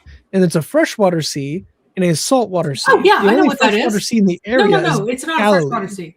No. So it's so in Bahrain, what does Bahrain literally mean? It means the two seas. So from ancient Sumeria, the place was called the two seas because there's a place where there is an upwelling of fresh water there. And that was very well known. Oh. And so that the entire thing about the barrier between the two seas, it's a barrier between the freshwater sea, which is mostly underground, and the saltwater sea that you can go out and see. And he thinks that there is a place that the like he has heard about the upwelling in the Persian Gulf, because I mean an entire region's named after it, for heaven's sake. Like it's really well known as like this miraculous place. He's never been there, obviously, because he thinks that there's like literal fresh water there and there's some sort of wall and there's literal salt water over there. But really it's an upwelling where the water's much more brackish because the fresh water is actually mixing into the salt water. And that is where pearls come from. So he knows of this by being told by people who have traveled there. Like there are Persians in that area who have come into Mecca, and he trades with that area. Like these are things that he's like talking about as if you were someone in the 1900s who's never actually left the United States, who's talking about the wonders of the Far East, where you might see the palace of the Forbidden City, because he's heard about it, right? So that's what it is. It's Bahrain. It's the place. And this whole thing, the god of the freshwater and the god of the saltwater, really important to the Sumerians, and the entire thing of the two bodies of water, the two oceans, the freshwater ocean, the saltwater ocean, is from this Sumerian tradition that just continued, and everybody else picked up on it. Except for, it's not in the Bible because it's weird stuff. But everybody else is I do think it's in so, the rabbinic sources also have something extremely similar. I think actually the Talmud might be a little bit closer for the freshwater and saltwater, but that's for the mixing of the fluids, not for the actual seas themselves. But if the Bahrain literally just means the two seas, it means the two then seas, that makes freshwater seas, the saltwater sea, and then but if you so whenever you read about Jannah, what do rivers do? They flow underneath. They go under. They flow because it's part of the currents of the freshwater sea, and then they burst out, and they're briefly visible, and then they go underground because that's what he thinks rivers are. He has no mental concept of a perennial river. He's never seen one in his life that he knew was a perennial river. Right, because he lives in the desert and he traveled most. Well, so you do have the interesting thing where the four rivers themselves are stolen from Jews and Christians, from like Second Enoch and Apocalypse of Paul. Yeah, but the idea that the rivers go under, right? It's because he lives in an area where rivers are ephemeral, right? And if you have an oasis, that must be a part where river just sort of pops out for a little while. So in the Apocalypse of Paul, it talks about how the rivers go around and go through, but not under. So it's like he's combining a bunch of different ideas together because of his understanding of how rivers work. Yeah. But it's obviously Jewish and Christian origins for the beliefs. It really upsets Muslims. Beliefs. Yeah. It really upsets Muslims whenever I talk about how he doesn't understand the Nile River. He thinks it's a sea. He uses a Jewish word for sea that's borrowed in for what runs up and along Egypt. And even in the Hadith, it's all about a sea that Egypt, like it's a coastline, because he has no concept of a perennial river. It does not exist in his brain. And asking why Allah doesn't know about perennial rivers is something that really is hysterically upsetting to Muslims. The Arabic word itself can be translated as either sea or river based on the usages. No. That doesn't mean cannot. They lied through their stinking. That's the lexicons. Lexicons say that. Yeah, they do, because it began to be used of the Nile River.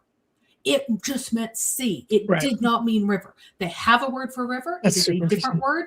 They borrowed the word for sea specifically because it was about splitting the Red Sea, and they borrowed that word to apply to the sea near Egypt, because he understood that Yam was water that was split, right?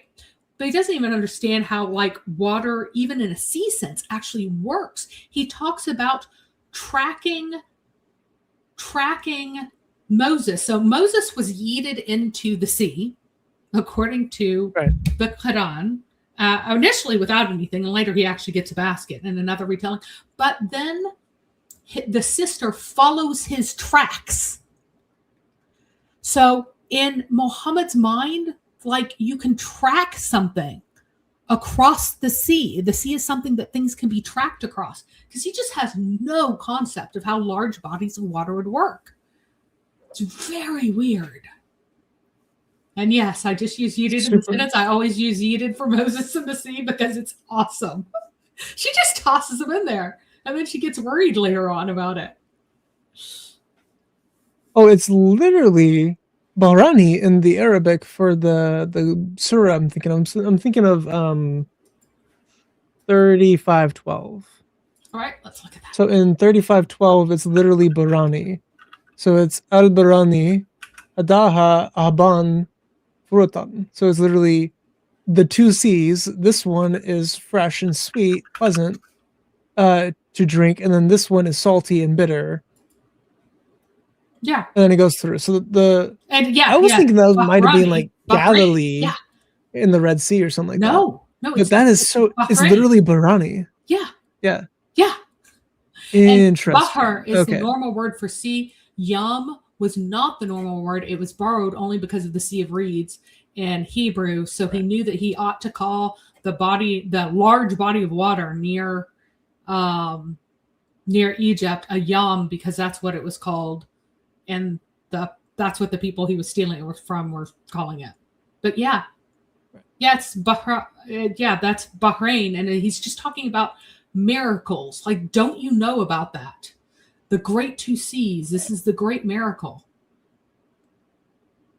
That is so interesting. Yeah, and I just died whenever I found out that the place of the two seas was a super, super, super ancient name for Bahrain because of the freshwater upwelling there. But he doesn't understand that, like, it mixes there, that it's a brackish area. He doesn't get that. He thinks that there's a wall because otherwise they would mix entirely. He doesn't get freshwater lenses exist. That is so interesting to me. Isn't Okay, I was going to add that to my... Yeah, I'll have to remove what I was going to talk about with that. I'll go deeper into that. I don't know if I actually want to include that in my book or not. That would have to be a Sumerian source. And you can talk about Enlil and Enki, because Enlil and Enki... I have the Enuma Elish goes through it with Tiamat and Apsu. So I was going to maybe bring in the Tiamat passages with the sweet and salt sea and being mingled together. But yeah, the two... Well, that they don't... There's a wall between them, and that they can't mingle. Intermingle.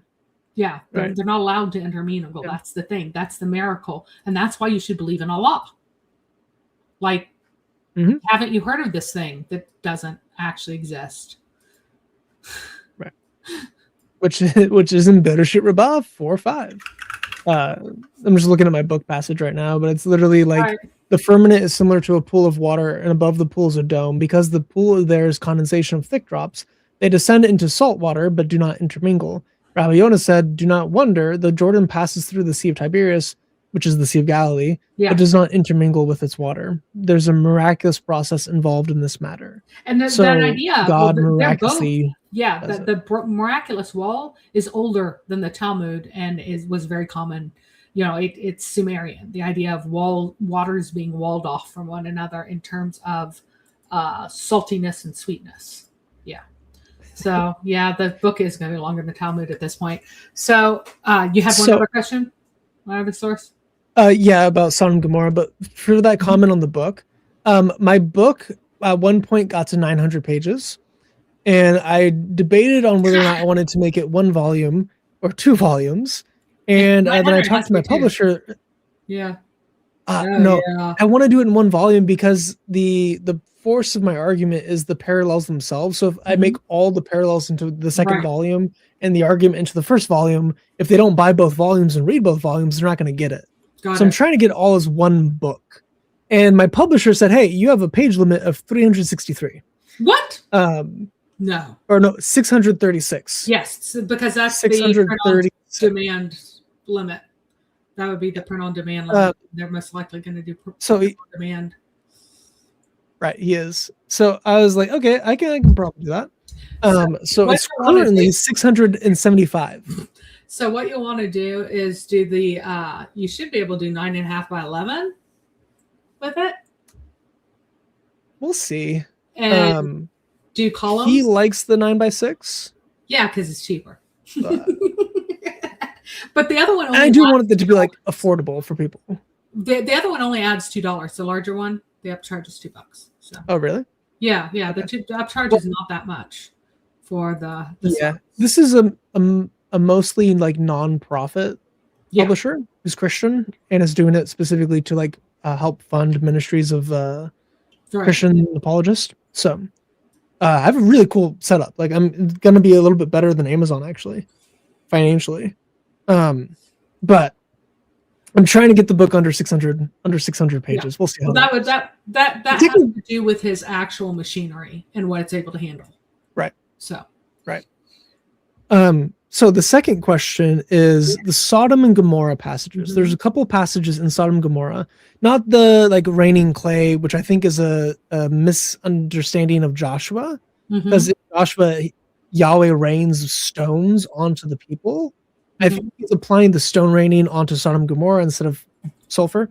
But there's multiple places in the Quran where he says, hey, if you're doubting the revelation that's coming to you about the coming destruction for denying me, go walk and look at the ruins of Sodom and Gomorrah. Oh, he says, look at the ruins of all the places that there has been previously. He does say that, yeah. So there's a specific passage that talks about the ruins specifically of Sodom and Gomorrah. But I think that I think that statement is actually a general one. That the statement is, and then he's giving examples of ruins. So see what has happened to the people before the general statement, and then he gives an example. So he gives examples of places out in the Hadramaut as well, which is between Oman and Yemen. So he's just giving examples, like go out in the land and you can see all of these ruins. What he is. So Muhammad's theology, to be clear, was this. Every single township, so like a central village with its outlying areas or central city with its outlying areas, not necessarily every single itty bitty settlement, but every single significant settlement gets its own messenger, or gets its own, rather, prophet is the later terminology. He would have originally called it a warner. Everybody would get a warner, right? Because really, he thought prophet and messenger are the same thing, and warner was the thing that he initially identified of, which is the lower level, but whatever. They get their same, everybody gets somebody coming from God with a warning. And some people will follow that person, and many people will not. The people who oppose him will try to throw him out and will fail. They cannot expel him. If you go to the Arbery translation and just look for the word expel, onelittleangel.com Arbery translation, it has it all in one document. So you can just search for the word expel. And you can find dozens of examples where the pattern is the prophet, the people who don't want to follow prophet from his own town, speaking his own language, want to kick him out. That's why you have Moses coming to the Pharaoh, and Pharaoh or his mullahs, they can't remember who's saying what. Allah forgets who says what. They're like, he wants to kick you out, or he wants to kick us out. We shall fight him so that he cannot kick us out. But what Moses did not want to kick them out of Egypt. He wanted to be let go, to go sent out of Egypt, to be allowed to leave. Completely the opposite. So 1 second, I've got knock at the. All right. While you're going through that, I'll talk about the comments real quick. Can you give us the cliff notes of the book? Islam is false. That's the Cliff Notes. It's false because it copies man-made material. How many shekels is it going to cost? Probably 30. Look at me. Yeah. Around 30. Yeah. Does the book come with a T-shirt? I do have merch now. I actually wore it to the Seek and Share Truth conference. So I met David in person wearing my own shirt with my own merch. It was very nerdy. And then he made fun of me the rest of the weekend. So, but yeah. So they try to throw them out. They cannot. The unbelievers can never expel the prophet. They can never expel the woman. They cannot. Instead, what happens is that Allah sends a doom upon them that is supernatural. So it is a wind, it is an earthquake, it is a flood, it's fire from heaven, it is clay from heaven. He sends a supernatural disaster, and it slaughters every single person who is a disbeliever and leaves every person who is a believer, and they do not sorrow and do not grieve, period. And then, so when you look around and you see these ruins, the ruins are from the destruction of the unbelievers, especially if there weren't very many believers left. You might possibly be able to kill the prophet. And so then, of course, everyone's going to be wiped out. If you kill the prophet, he doesn't have any followers and everybody gets wiped out. So you have all of these ruins around the world. Every ruin that you look at, that is left by the destruction of a people opposed to a prophet. Now, every place in the world, every central town in the world has had its prophet except for Mecca. Mecca is the last one. And so he's coming, and he's in Surah 6, the entire time. All he's saying is, you can't kick me out. Allah is going to destroy you all and leave me behind, and we will not grieve, and we won't sorrow, and we'll be good. Right? And so that was his theology up until he left. And then when he got kicked out, he just dropped the whole "you can't expel me" thing, and then added the idea that it is possible for the supernatural destruction to actually be people with swords killing people, because he found out that Titus destroyed Jerusalem, and he believed that that happened as a destruction of the Jews for not believing in Jesus. And so Titus is actually he thought was a Christian. But anyway, because Titus was Roman and the Romans are Christians. Yes, this is in the Quran if you read closely. I know it's absolutely mind-boggling, so you won't get it like the first 5 times you read it, and then you're like, does it really say this? This is so stupid. But so now he has an excuse that if I go into Mecca and I slaughter all the unbelievers, well, then really I'm Allah, and I've done what Allah said he'd do anyway, and so it's fine. So when he's telling people, look around in the world, see all the destruction, he means everywhere generally. Every place you see a destroyed town, There will be destruction. that was the wrath of Allah. Everywhere. Any place there's a ruin, Allah destroyed it. And then finally, not only that, but because Mecca is supposed to be the last city, there can't be any more prophets after Muhammad who are just regular prophets, right? There should not have ever been another city founded, because now you have cities without prophets, and Allah said there will never be a city to which a prophet does not come. And so New York City, even Baghdad disproves Islam. New York City disproves Islam. Yep. Chicago disproves. Well, it's because they were doomsday cult. Yeah. I mean, he thought the end was nigh. Yeah. So anyway, so the fact that the end has not nighed is because Islam's false. If you search for that phrase, and again, the One Little Angel site for Arbery's translation is really nice for getting reoccurring phrases, because it has the entirety of Arbery's all in one PDF. If you search for that phrase about go about in the land and see, you'll find that it's about tons and tons of places that are scattered all around. Like some of which, he doesn't actually know where some certain specific ones are, but Al-Ula was one of them, which is really funny. And he even gives a timeline for a lot of these, like what's supposed to be before and after and stuff. And Hijr, as it's called, it was destroyed in an earthquake in the 370s, and it wasn't terribly catastrophic. It was already pretty abandoned by then, and people just moved nearby. So, like, tons of people didn't die or anything. But that's supposed to be, that was 375 AD. That was the AD period. And this was supposed to be one of the earliest ones. That's supposed to be before Sodom and Gomorrah. And he gets the timelines on everything wrong. Like multiple destructions happened in the 300s or even possibly as late as the 400s. So. Right. I mean, he doesn't know history very well at all. Like the whole Jesus being the nephew of Moses thing is just wildly stupid. I love it. Yeah. There's, so in Perk de Rabbi Eliezer, which is after Islam, it includes the Dome of the Rock, like in the text. So it's obviously after Islam. But there's this very interesting phrase, I think in like chapter 26, that talks about how the donkey that Adam rode is the same donkey that Abraham rode, is the same donkey that Jacob rode, is the same donkey that David rode, is the same donkey that Elijah rode. So it's like, and it says the Messiah will also ride it. So it seems like all of these people are, if you take a very literalist view, it seems like all these people are alive at the same time and just sharing a donkey.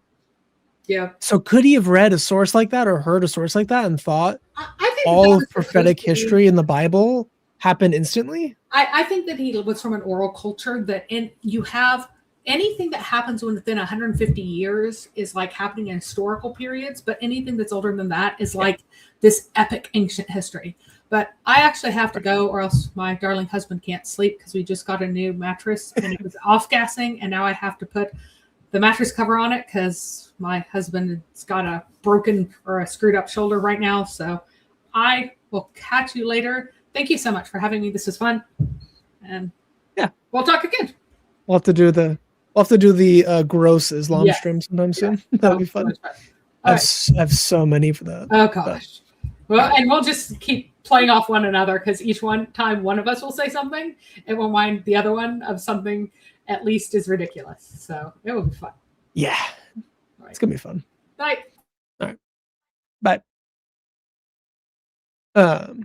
So while she heads out of here, I'm gonna go ahead and remove her. My last thing I'm gonna bring up before I'm gonna go ahead and call the stream. This is one of my favorite proofs against Islam that I'm developing in my book. It's not original to me, but I'm writing about it probably more than most people should. So the Sleepers of the Cave of Ephesus is obviously a story stolen, Surah 18, Surah Al-Kahf. It's stolen from Christians. It's from the Christians of the story of the seven sleepers at Ephesus. Well, there's some interesting things that the Quran does with it.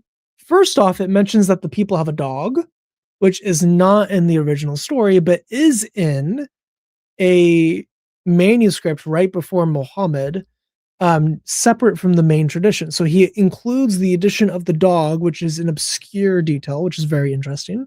And he also, if you actually read Surah 18 on this passage, it says there were, I think, 3, 5, 7, 9, or 11 people in the cave. So he doesn't actually know how many people are in the cave for the seven sleepers of Ephesus.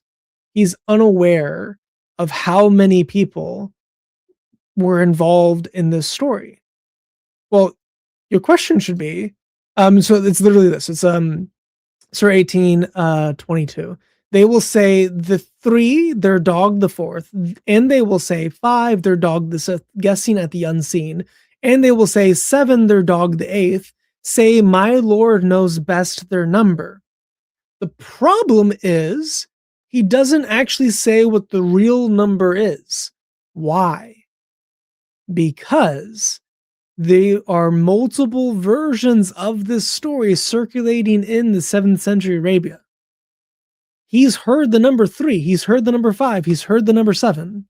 He doesn't know which one is true. So he just gives all of them and says Allah knows best.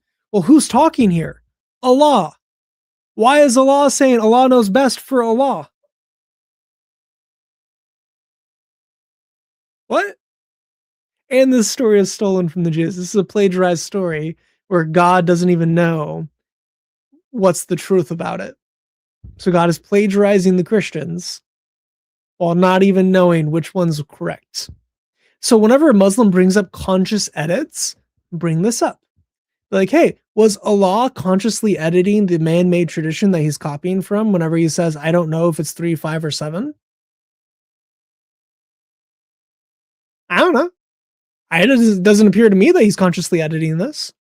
If he can't edit this, well, how can you say he can edit the Bible? Why is he copying fake man-made lore as if it's true and then debating about it?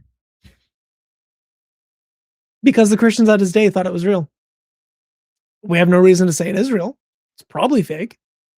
But you definitely can't say, hey, they have a dog, which is not in the main story, and 3, 5, or 7 guessing at the unseen, and Allah alone knows the number.